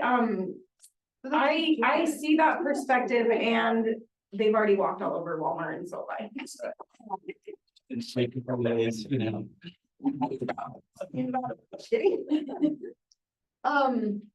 But you do wanna set expectations with them that the inspector is gonna find things. And then pre-close preparation, like let them know, hey, you do need to be packing, like she was saying, check if they need boxes. So you're like, hey, we're all the way under contract, are you packing, are you ready to go, are you looking at utility transfers, have you scheduled those? Yeah, and then you're gonna do, here, we do settlement, which is signing, and then the funding and recording is closing. And then you do wanna have a post-close system, where you're following up with them after the closing. So I like to check in with them about 2 weeks later and say, hey, how's moving in been going? Is anything going on with the house? And if they're like, and I think some agents are afraid to do those, because they're like, what if they hate the house, or what if the water heater broke and I can't fix that, or whatever, so they don't follow up with them, but honestly, if they're like, oh yeah, we just moved in and this actually happened to my son. He moved in his new house and took out their fridge and put his fridge in, and when he did that, he popped the water line for the ice maker and didn't know. And so it flooded his whole basement and the ceiling flew out of his basement. And I was like, I'm like, hey, how are you liking your new home, right? I'm his mom, so it's a little different, but I'm like, hey, how you liking your new home? And he's like, yeah, we just flooded it, like, we have to get all the sheetrock, and I was like, what? And so I just went on, Google and found like a 10% off Lowe's new moving coupon for him, and I was like, here, I found this for you, like, cause that's what I can do, for like a client, if their water heater breaks, you're like, oh, I have a plumber I can send you, it doesn't mean that you're not responsible for that, this is their home. So still check in with them, cause you can help them and it shows them you care. Well, just a really quick, Yeah. check in with them too, like, see how they're doing, even if it's a year down the road or 2 years. I got, an offer that was because the girl is still overwhelmed with the house, and she's wanting to just, sell it to an investor, but like, she starts telling me about all this stuff with her house that she's been dealing with, and I'm like, why haven't you told me? Why didn't we sell this 7 months ago? It's not just that, like, we could have got, I didn't know that, like, so she inherited her dad's house. You don't have a home warranty on it, then you can buy a home warranty at any time. And as agents, you can buy a home warranty, like even for your rental property. Use it on those or for your personal property. Yeah. Yeah, that's all I was gonna say, is just check in with them, because you never know that they might need something that they didn't know that you could get a resource for. That you could help them with, right? And then I think sometimes, and you'll see in my communication templates tomorrow, but sometimes I think we think that we've gone over this process with them once, like in that timeline at the listing presentation. They didn't memorize it like we did, right? So you gotta keep going over that with them or keep sending them points of communication, like here's what's next, here's what's next. The over communicate. And then set time expectations, so. Like with buyers, like if they're like, hey, I just saw this home, can we go see it in 1 hour? Is that realistic? Right? Not really, probably not even for the seller selling the home, but and possibly not for you and your schedule. And so make sure that that you are just setting time expectations like, hey, most sellers are gonna need some time to be able to see the home. So if you see this home that you wanna see, we might have to schedule it for the next day or later tonight or whatever. Or on Thursday, which is my favorite day to show homes, like I said. And then asking the sellers too, how much notice are you gonna need for a showing to come in? Do you need some, you'll see when you're starting to look at homes, you'll see some that say, you need 24-hour notice to show because they have to get a hold of the agent will have to get a hold of the seller, who has to get a hold of their tenant, and who has to get a hold of their kids, who has to get the dogs out and whatever. So it could be 24-hour notice for showings. Or do they just need 2 hours? Or are they gone all day during the day and they don't like from 9 to 5, you can show it. And people can show it in 5 minutes if they want to, or do they need a couple hours? Where do they work? Yeah. And then set document expectations, let them know you're gonna have to sign documents. There's paperwork we have to sign to show homes, there's paperwork we have to sign to list homes. Sometimes they have to sign a document. In addition, like we'll have to sign addendums to our listing agreements or our buyer broker agreements. They can sign them electronically, they can sign them in person. Sean tells a story, about an agent and he was like, this guy doesn't have an email, I don't know what to do. And Sean's like, drive to his house and get it signed, like, it's not the end of the world, he lives in Clinton, like, it's fine. So just make sure that you're setting expectations that documents are gonna need to be signed. And then, oh, look at that baby, communication expectations, so we kind of talked about this a little bit, like if you're setting your hours a certain way, but also how do they want to be communicated with? Do they want texts? Do they want phone calls? Do they want emails? Who wants to be, what? All caps. Yeah, all caps. Yeah, Like my carrier pigeon, like what? And who wants to be communicated with? So is there one point of, like, main point of contact? Do they want it in a group text? Like if we were talking about trust, like, what if there's 5 signers on this trust? Do all 5 signers need to know about every showing or need to be notified about stuff? So just be like, who wants to be communicated with and how for showings or for the inspection stuff? Do they want one person to head it up or is everybody gonna be doing it? And then set contingencies. I think I've seen this happen a lot. I think I actually told the story about the guy that went hunting. But when you're gonna be gone, just let them know, hey, I'm going out of town, but I've set up a team of people to help you while I'm gone. And that team could be me, it could be other agents here in the office. We do it all the time, right? Like I help an agent with he goes to Lake Powell every year for a week and he doesn't have any phone service. And so I just take his business when he does that. And when I go out of town, he takes my business. So, you just communicate with your sellers and then introduce the new agent. Hey, the agent I do that with is Wade. So I'm like, and he's actually teaching tomorrow. But so I'll just introduce my sellers. Hey, you guys, I'm going out of town. I'm going to Cabo or whatever for a week. And so this is Wade and I just do an introduction and he's going to be helping you while I'm gone. He can get a hold of me, but he also is a skilled agent that can handle anything that's going to happen in the transaction. And then I update. We actually do you ever have people watch your business? We just keep a Google sheet that we talk to each other on about the transaction. I have seen. Yeah. So they I also got, feel like put the weight on that a little bit more. Whenever I've gone on vacations, I still, really good going. I'm a little bit control freak, I guess. yeah, If something's wrong, the seller, they're just gonna call me anyway. right, So. Yeah, just, and then just, I do have people like, who drives by and say, I wanna see that house, and I have people like. pass the sign call too. I'm like, who do I call? Who's gonna get this one? Yeah. So this is about communication though too, right? All of these are really about communication. I did get a listing when I was in Mexico that day, so. Yay, yay. I know there's an agent here, she went to Spain for 6 weeks, I think, and she took 2 listings while she was there. Cause we had created leverage for her in the office to be able to do that with another agent that she teamed up with.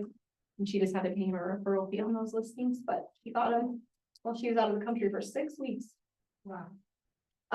Set up to date market expectations, so you gotta know what's happening in the market to be able to do that, right? If we're not looking at how many homes are selling each day, what the price reductions look like, what's happening in around their house, if their neighbors' houses are all going under contract or not going under contract or new listings are coming, we can't really update them on the market expectations, so. Like, let them know, I let them know in that weekly email that they get, the weekly marketing email, it lets them know what is happening, who's the new competition, who has went under contract and who is closed that we've been watching that was a comparable for their home. So that, I like to use fancy words, so I call it dynamic pricing. If we're gonna use dynamic pricing and we may have to fluctuate with the market. And that is currently what I'm doing on that Kaysville house, so any of you. A buyer. And then set expectations seamlessly with your KW text, so.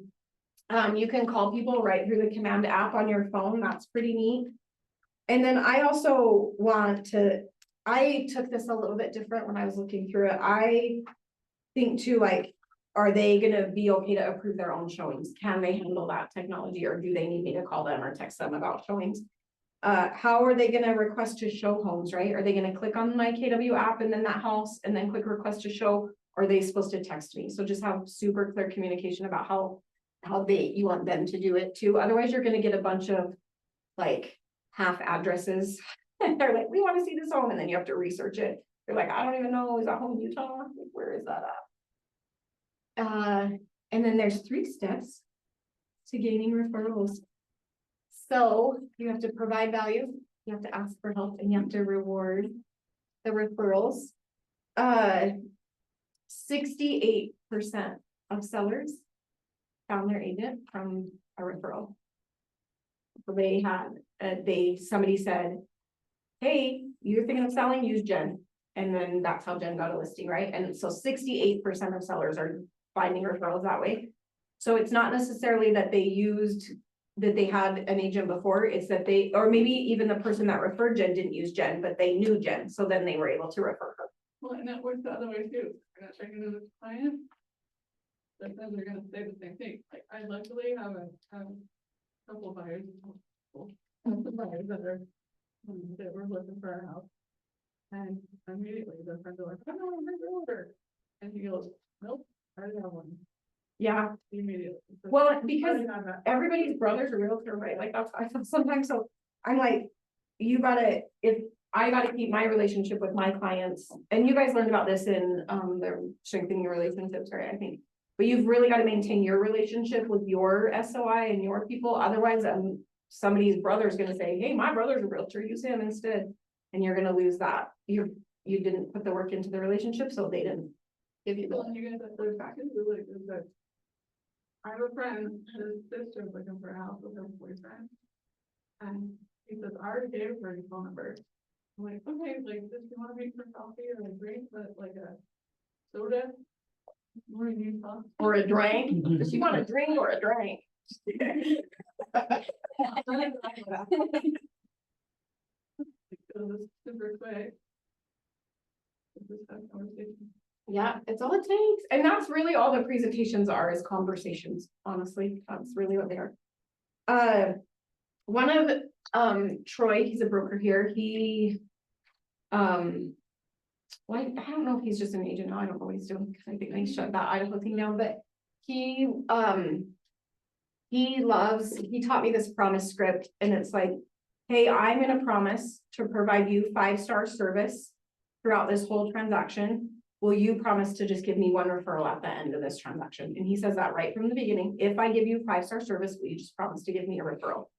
And then he'll say that multiple times throughout the transaction. So once they go under contract, how did this feel? Is this felt like 5-star service so far? Are you happy? And if they're like, yeah, then he's like, and so just remember, you promised to send me that referral. And he'll say that like 6 times throughout the transaction. I got the inspection, at the appraisal, at settlement, at closing, and then he'll call after if they still have it, and he'll be like, hey, how was that 5-star service? And he'll say, give me a review, and remember, you promised to send me a referral. And he gets referrals that way. That's how he runs his whole business. And speaking of reviews, I think there's probably a slide for reviews, yeah. So where are you gonna collect your reviews? So be thinking about that for you personally. So, told Google, Oh, a couple right. classes earlier. Mhm. I hadn't even thought of that. It's Google really Business. awesome. Yeah, Google Business. It was Christie. Yeah. Yep, Google Business page, yep, so set yourself up a Google Business page, super easy to do. And then, they're gonna send you a $500 coupon, it's not free advertising, they want you to spend $500. Just so if you guys all click on that link, but, I like Google, what if you have Facebook? Like maybe collect reviews on there. Our Keller Williams websites collect reviews on there, they call them testimonials. You can collect them on there, but wherever you're gonna collect them, I like to switch out where I divert people to. And then sometimes I'll cross post them. So I don't ever send people my Keller Williams review page. I copy and paste their review from wherever they gave it to me and put it on the page myself, because they don't want to sit and type out a review on 5 websites for me, right? They need it to be easy to be able to do that. Also, similarly to Google Forms. Mhm. Have And have a good review that way. And then go through to whatever works that you have. Yeah, so be thinking about your business and where you want to collect reviews at. People do Google, and having reviews like that keeps you organic. Searches, for sure. Oh, so this is like if your purchasing or selling experience with me exceeded your expectations, would you be so kind to give me a brief review? I'd also like your permission to use this in my advertising and marketing. So it's super simple to ask for reviews. If they don't give me 5 stars, I can call and ask them what I could have done better. It's like just what I want to do. You don't have to do that, but I want to know what could I have done to make it 5 stars. Some people, what I found is a lot of people will say, oh, I just never did a 5-star review. And I don't know if they're afraid of my confrontation or if they're being honest, but I do like to just call that out. Like if they didn't do that. Collect reviews from sellers and buyers. Hey, I'm fast. I'm a fast mover. Any ahas? Am I going too fast? No. Hey, this is a lot, right? So tomorrow when I'm just teaching the seller systems class, it's an hour and a half. And we still won't get through it all, but you'll get everything. It's like a little Google Drive package that you get. In addition to the slides I'll give out tomorrow too, that go through the process like step by step, like we were talking about, the little checklist, crossing the T's and dotting the I's. Did you order it's called a PR, or property report from title, or preliminary report from title? Did you order your listing home warranty coverage? Did you put a key box on the house? It's got every little checklist thing you could need for that. Okay, buyers. We're gonna fly through these couple slides because it's 7:30. Buyers want to help. Most of the time, 52% want help to find the right home to purchase. How many times have you either heard a friend say, and maybe you haven't, but we hear it in the business a lot, or someone say to you, or you've said about a realtor, well, I had to send them the home. Like they didn't find it for me, I found it. Right, so 52% of buyers are wanting us to send them the home, to find the home for them. So we have a lot of great ways to do that. One is our MLS has a system called hot sheets or listing alerts is what they're called.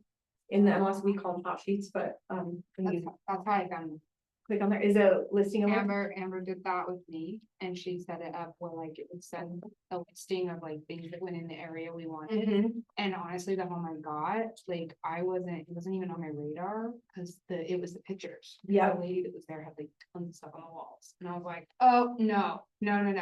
But then Amber's like, let's just try. Yeah, And we literally went, and it came up in that. And it was awesome, because that was all I was looking at. Cause I was cause you like, couldn't see past her stuff, right? well, and I was like, she's doing it for me. I don't have to go out and do this. Like, I Yeah. don't have to go find my house for me. Like, I get on every now and then, but like, literally, I trusted that system would Mhm. find my radius, my price range, what I wanted, and it would send it to me like when things went up Yeah, and they were available, like it would. So I was like, Yeah. I found my home. and the listing alerts, I like, I use those, I don't use the Keller Williams website. To send them the listing alerts once they're really actively looking, I have a look that like preliminary. I start to send them on listing alerts and that, they are gonna look for homes when you're a buyer. You're looking. You're for homes, shopping. Like, You're all like, the time. You're like on your phone, like scrolling every home website there is, right? And so by you sending them those listing alerts, then they're like, it's automatic thing that happens through the MLS. And then set yourself up as an agent on the same one that they are, so send it to you and them, and that way you're getting the email that they're getting every day, so. Then you can look through, okay, are any of these homes gonna be the right home for them? Yeah, well, like, And the you don't thing have to is, sit and I was search the MLS. I was Like- looking too, but like, I wanted to know right when things were popping off. Mhm, So I all knew, so buyers I do, could yeah. jump on it fast, so that's why that was awesome Yeah, for me, I loved that. Yeah. And then I did- it's so good. So, really though, this says 52% of buyers want that. That is ultimately like 10% of the other stuff that we do, the negotiate the terms of the sale, help with negotiations and the other, which is where- all the other guiding stuff. Where do you set it up so it sends it like? Listing alerts. Listing alerts? So you can just do a search on the MLS on Utah Real Estate. So you can just do a search and put in the search criteria. And then at the top, it will say create a listing alert. Do you see that? Like once you select some criteria, Oh, okay, yeah. and then Sure. you'll pick the clients it's gonna go to, what time it's gonna email them, or is it gonna do it once a day? Once a week? Is it gonna do it every time a new home comes on the market? I wouldn't do it every time a new home comes on the market right now in this market unless they were super specific and there was only a few homes. I'd like to do mine in the morning. At 7 AM. And that's maybe something you could ask while you're doing your. Yeah, seller in your presentation, right? consultation, In your mhm. consultation, you could, or like your buyer even, you could say, how often do you want these, like, alerts, I can set it up this way, and how often would you like those emails sent to you, is that something? Yep, I would do that, Okay. for sure. That's an expectation, right? The more Yeah, questions you can ask to get them. Like, it's like a thing, it's a valuable thing. exactly, Right? yeah. Yes. So a buyer needs analysis, so there is a buyer questionnaire in that Ignite packet that I gave you guys too. So it's gonna have some questions like these. So I like to ask them when they're like, I want a nice kitchen. I'm like, tell me more about that. Like, tell me more about the nice kitchen, because sometimes they're just like, it's really about entertaining or something, or sometimes they're a gourmet chef, or sometimes they just have different like their perception of a nice kitchen might not be our perception of a What nice does kitchen. that mean to you? Yeah, so I'm like, and I might be able to find a house that has like a crappy kitchen, but a really great room, and if they were like, it's for entertaining, then I'm like, well, we can do that, right? It could work. Do buyers' lives change, or does their world change when they buy a home? Oh, Yeah, because everything changes, right? Where they live, how they're gonna drive to work, their route they're gonna drive to work, how they're gonna live in their home daily. The order they're gonna clean their home probably changes. It's gonna be full of everything, yeah, the schools could change, everything. I love good tough conversation. It's our fiduciary duty to have the hard conversations with them, like we were talking about the smells in homes and. The clutter in homes, like, hey, my job is to get you the most amount of money, and I love what Jason said, that Claudia says. I'm gonna take my friend hat off and put my realtor hat on, and we've got, like, I live in my home too, it's not spotless. We've got to get your home to model home standards, looks and smell. Great, you could just say something like that, but those tough conversations are something that we have to have. I know Tim is putting a conversation class on the calendar. Don't remember. And then show, any questions? Show homes based on their needs analysis. So if they're like, I wanna live in Layton, and I'm like, well, what about this one in Roy? Right, am I being valuable to them? No, they're gonna feel like I didn't listen to them, right? So we've got to show homes, there. I love this now in this market where there's a lot of homes to choose from, only show the best properties for your buyer. Have the MLS listing with pricing information and key details included. That most of them aren't gonna have the disclosures on them. I like to load the PDFs of the MLS sheets onto my iPad and take that with. Some people print them off. I used to print them off before I had an iPad. I would print them off, and I would, if they were like, that home isn't for me, I would literally like rip the paper up in front of them, like, okay, we don't need to worry about this one anymore then. And then we can get to your top 3 properties and you can pick which one you want to make an offer on. I do map all the properties. I don't think Align does this, but Showing Time did, right? Align doesn't map them. I always map them on Google. I map them on Google. Yeah, I map them on Google Maps to pick the how I want to go to the home. Do I want to do it in a circle? Do I want to go from north to south or south to north? Like, so, or east to west or whatever. So I'll map the homes on Google, and you can just drag the address up and down to get it in the best driving order for you. And then I schedule the showings. Yeah, you recommend doing that? I definitely do. How many showings do we limit your buyer to? In one day, I do 3. I've done 6 and, 6 is hard. that's a lot. Can you even do 6 without eating and going to the bathroom? Like, that's a lot. I wouldn't recommend doing any more than that because then all the houses start blending together. Exactly. Yeah. And definitely like, take a notebook so that they can like hand it to them. Okay, you're gonna write notes. So that they know like, hey, I like this house, whatever. And I also tell my buyers, if we walk in and you don't feel the vibe and you're like, no, I don't wanna see anymore, then let's go. You're not gonna offend me. This isn't my house. Let's go. Let's not waste your time. But houses are so much different on pictures than they are walking through. It's so true. Yeah, and be knowledgeable about the property and neighborhoods. You're not gonna know everything, even I don't know everything about neighborhoods and the property.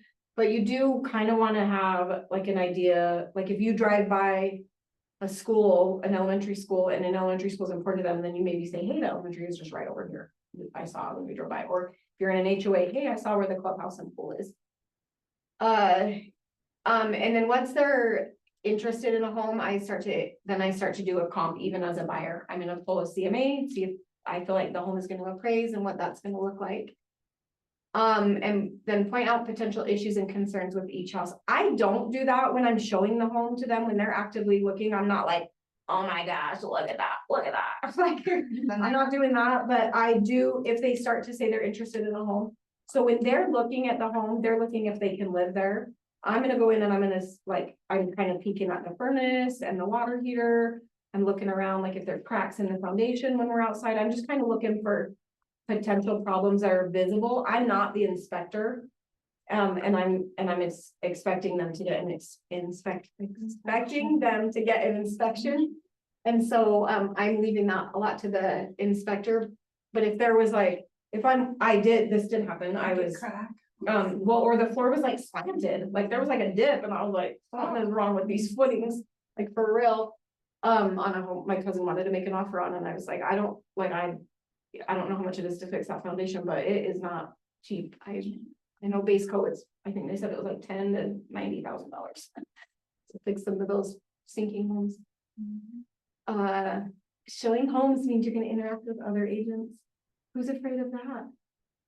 That's the fun. Yeah. 99% of agents are cool, just like you guys. They're just like, yep, I'm here to sell a home. A couple of them are not that cool, and we get to interact with them too. But just you be cool. So you're gonna call the agents and ask them, right, if you can show the property. Is it, and I like to say, if my client's interested in a property, I'm gonna call that other agent every single time and say, hey, my client is considering making an offer. What can you tell me about the property? What's most important to the sellers about this offer? And a lot of times I'll say money or whatever, and I'll say, is there anything else important besides the bottom line? Because sometimes the move out date can matter.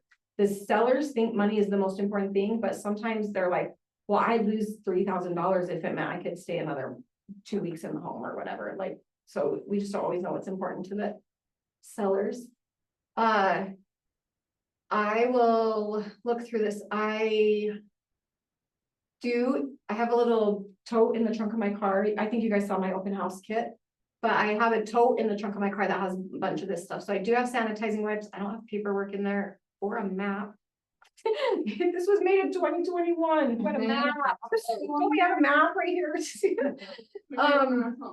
I don't have a first aid kit. You can rub some dirt in it. I do have a flashlight. I see my phone has all this, a map, a flashlight, a level, a tape measure. It's a notepad. Most of that stuff's on your phone. Huh? Most of that stuff's on your phone. Yeah. I'm just gonna pull out an umbrella. Yeah. Just I'm like, hey, I got this umbrella. I don't have an umbrella. We don't live in a super rainy state. I do have notepads and pens in there if they want to write something down. Typically, if they're writer downers, they know it and they bring their own notepads, but you said you give them one. Well, sometimes there's a lot of. I hope you're seeing. That we're looking at, and title will give you a stack of notes. Yeah, they're for every vendor will. Everybody will give you one. Oh, nice. Yeah, vendors get on by No. Yeah, I would. I do have toilet paper in my little tote in the back of my car because I don't want clients to use bathrooms at houses when I'm showing them, especially if they're vacant. And if they really have to go and they're gonna use the bathroom, you wanna make sure the water is turned on. And sometimes the water will be turned off, but the toilet will still flush once because there's water in the tank. So you just wanna make sure that the water is turned on at the house, but I really just try to have them, hey, if you need a bathroom break, let's stop at Maverick or the best bathrooms. I have never had graphite. I do run into sticky locks. The locks are not gonna open all the time. The lock boxes aren't gonna open all the time. You're gonna be embarrassed. This is, obviously, you guys know my personality is quirky, so I'm just like, you'd think I'm a professional door opener by now, but I still struggle and and they get it. And so, cause some of the locks and some of these keypad locks are so fancy and I see a lot of them and then I'm like, I don't know how to lock this house back up, or I don't know even how to enter the number, how to get the numbers to show up on there. I did have masks and hand sanitizer and shoe covers in my car during COVID. I don't have those anymore. I don't keep business card. I probably have business cards in my center console. I don't know. I don't really use those. I text people over contact information, so I have theirs. Obviously I have beverages and snacks in my car all the time. And I do have coloring pages and crayons for kids in my open house stuff and in my car. Cause sometimes them kids be getting out of control. My buyer system, we'll go over in March. I'll go over that in March. Lucky little buyers thing. One thing that I have in mind for kids, I was with my bag of bracelets. Like, Oh, yeah. the animal bracelets, like they're almost like fidget things. So, Yes. yeah, that's what it is. I did do the crayons and the coloring book, but I just ended up being bigger. The bracelets sound easier. There's so much fidget stuff I you did can have get. 5 of them, know? like. Mhm. Well, they're animal shaped and then they're kind of like fidgety. They're just like little kid fidget bracelets, right? And you can buy the ones that have a pop thing in them, so they, they're. Get them on Temu. Yeah, the team worksheet, that's exactly what I was thinking. I'm gonna go buy a bunch of fidget toys. It's might be fun to use. That's exactly what I was thinking. Then my kids are gonna steal them all. Right? That's Give them not to everybody. everybody. And I'm like, where'd these go? And you We do have a showing agreement for, that I give kids something too, and they pick, it's like, I will behave in the homes when we're looking at them, or I'm gonna keep, or the seller one is, I'm gonna keep my room clean for showings, and if they do that and they follow that, then I give them a little gift card, like they get, and it's like, there was like 4 choices of a gift card, it was like Maverick, McDonald's, Walmart, and Amazon, I think there were 4 gift cards on there. And they check the little box of the gift card they're gonna get at the closing. And then the kids sign it, and that has worked pretty well for me, because then I bring that up. And where you agree, you what? Yeah, swig. And I it's love it. for what? The kids to Oh. behave Okay. or clean their room, whatever, it's bribery. Yeah. Good. Bribery, honestly. So every home is if it has a camera in it. And video and audio recordings, they do. Just don't talk about the homes in there, yeah. With that being said too, you're walking a fire around. We're not gonna talk about offers.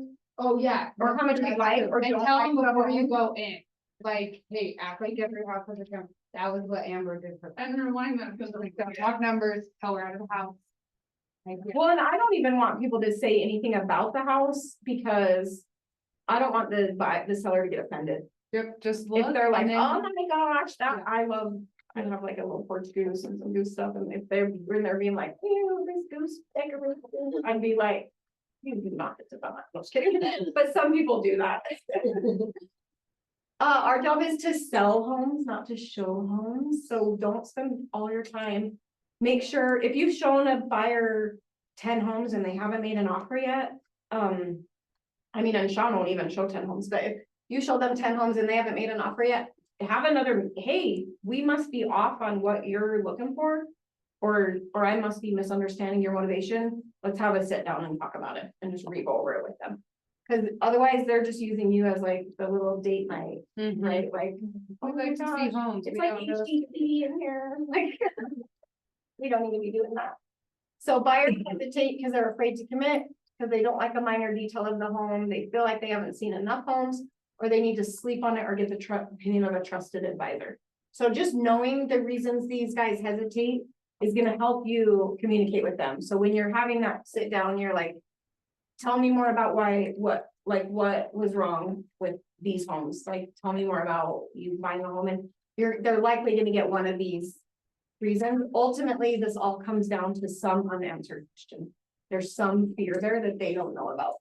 So like, cause if they don't like a minor detail of the home, that's not a real reason not to buy a home. There's no perfect home, right? So. And if they feel they haven't seen enough homes, that's like a fear, right? So we can just ask some more questions. So always go back to their motivation. You said you told me you wanted to buy a home because you wanted to be in this school district for your kids or whatever. You said you needed 3 bedrooms, 2 baths. We've looked at 10 homes that were like that.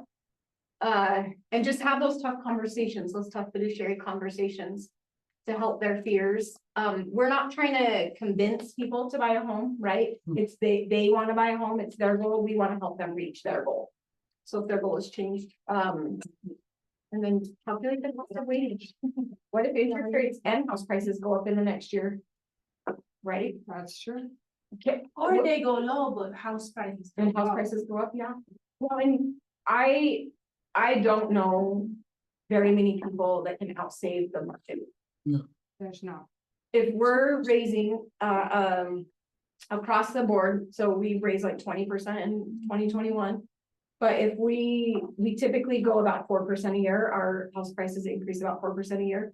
So if you think about a $500,000 home at 4% a year, can a buyer really save $20,000 a year? And what has the house price gone up? Another 4%. So the buyers actually have to save $40,000 in 1 year to outsave the market. You just can't outsave the market. You just can't. Your real, yeah, Mhm. exactly. And your real investment will be the equity that you get. Exactly, exactly. Yep. Yeah, and putting your money into that. reverse it to them, like, just like, pretend that your, like, your mortgage payment is the bank. You're depositing into That's your bank, your house great. bank. Yeah, That's a great way. I love that. I love that. Hey, any ahas? That. Yeah, What you just said. yeah, and I love we have, I showed you the playbooks today, so if you guys log into command and then you click on connect. And then you type in the word playbooks, there's gonna be a ton of playbooks in there. One of my favorite ones is the mortgage hacks playbook. It teaches people, one of the hacks in there is like to pay your mortgage with a credit card and get the points on it, no more, you take a credit card for a payment. That's. But Okay. there is a lot of mortgage hacks in there to help people. Like if they paid an extra $100 a month on their house payment, or if they paid their house payment every 2 weeks instead of every 4 weeks. Like what would that Or look like like? if No, they so say like do one additional payment A every year. year, it like means on a 30-year. In they- this They find it like 17 years. Oh, yeah. Yeah. This economy, Yeah. do that. Yeah, so check those out.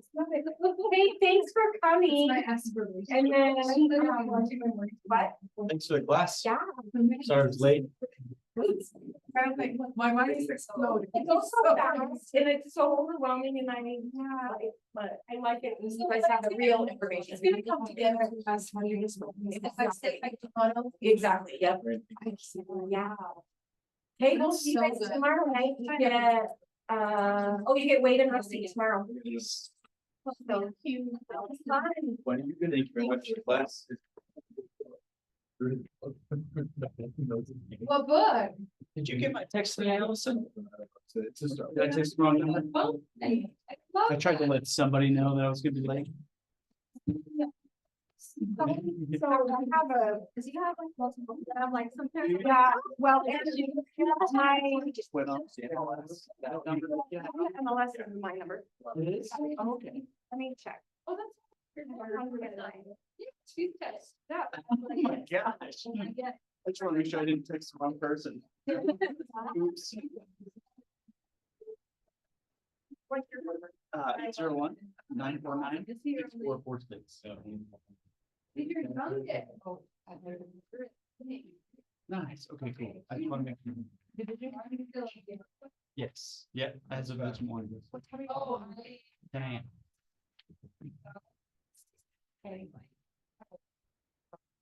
So I have that pop that on 3:30 tomorrow. going. I want to, Like, class at 10. but Now, if you want to. I'd love to, yeah. You could come in a little bit later. Okay.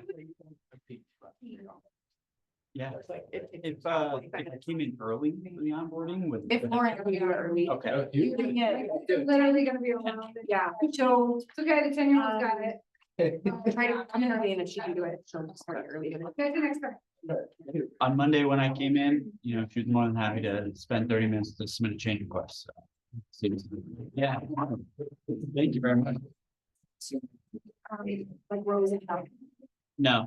Okay. I actually grew up in the Adirondacks in upstate New York. I moved out here about 10 years ago. No, that area. Isaiah. Isaiah. Yeah, Yeah, I was like, someone else. he came from Rochester. Actually, the only other Yankee that I've met was in upstate New York. I grew up with a Yankee. Sean's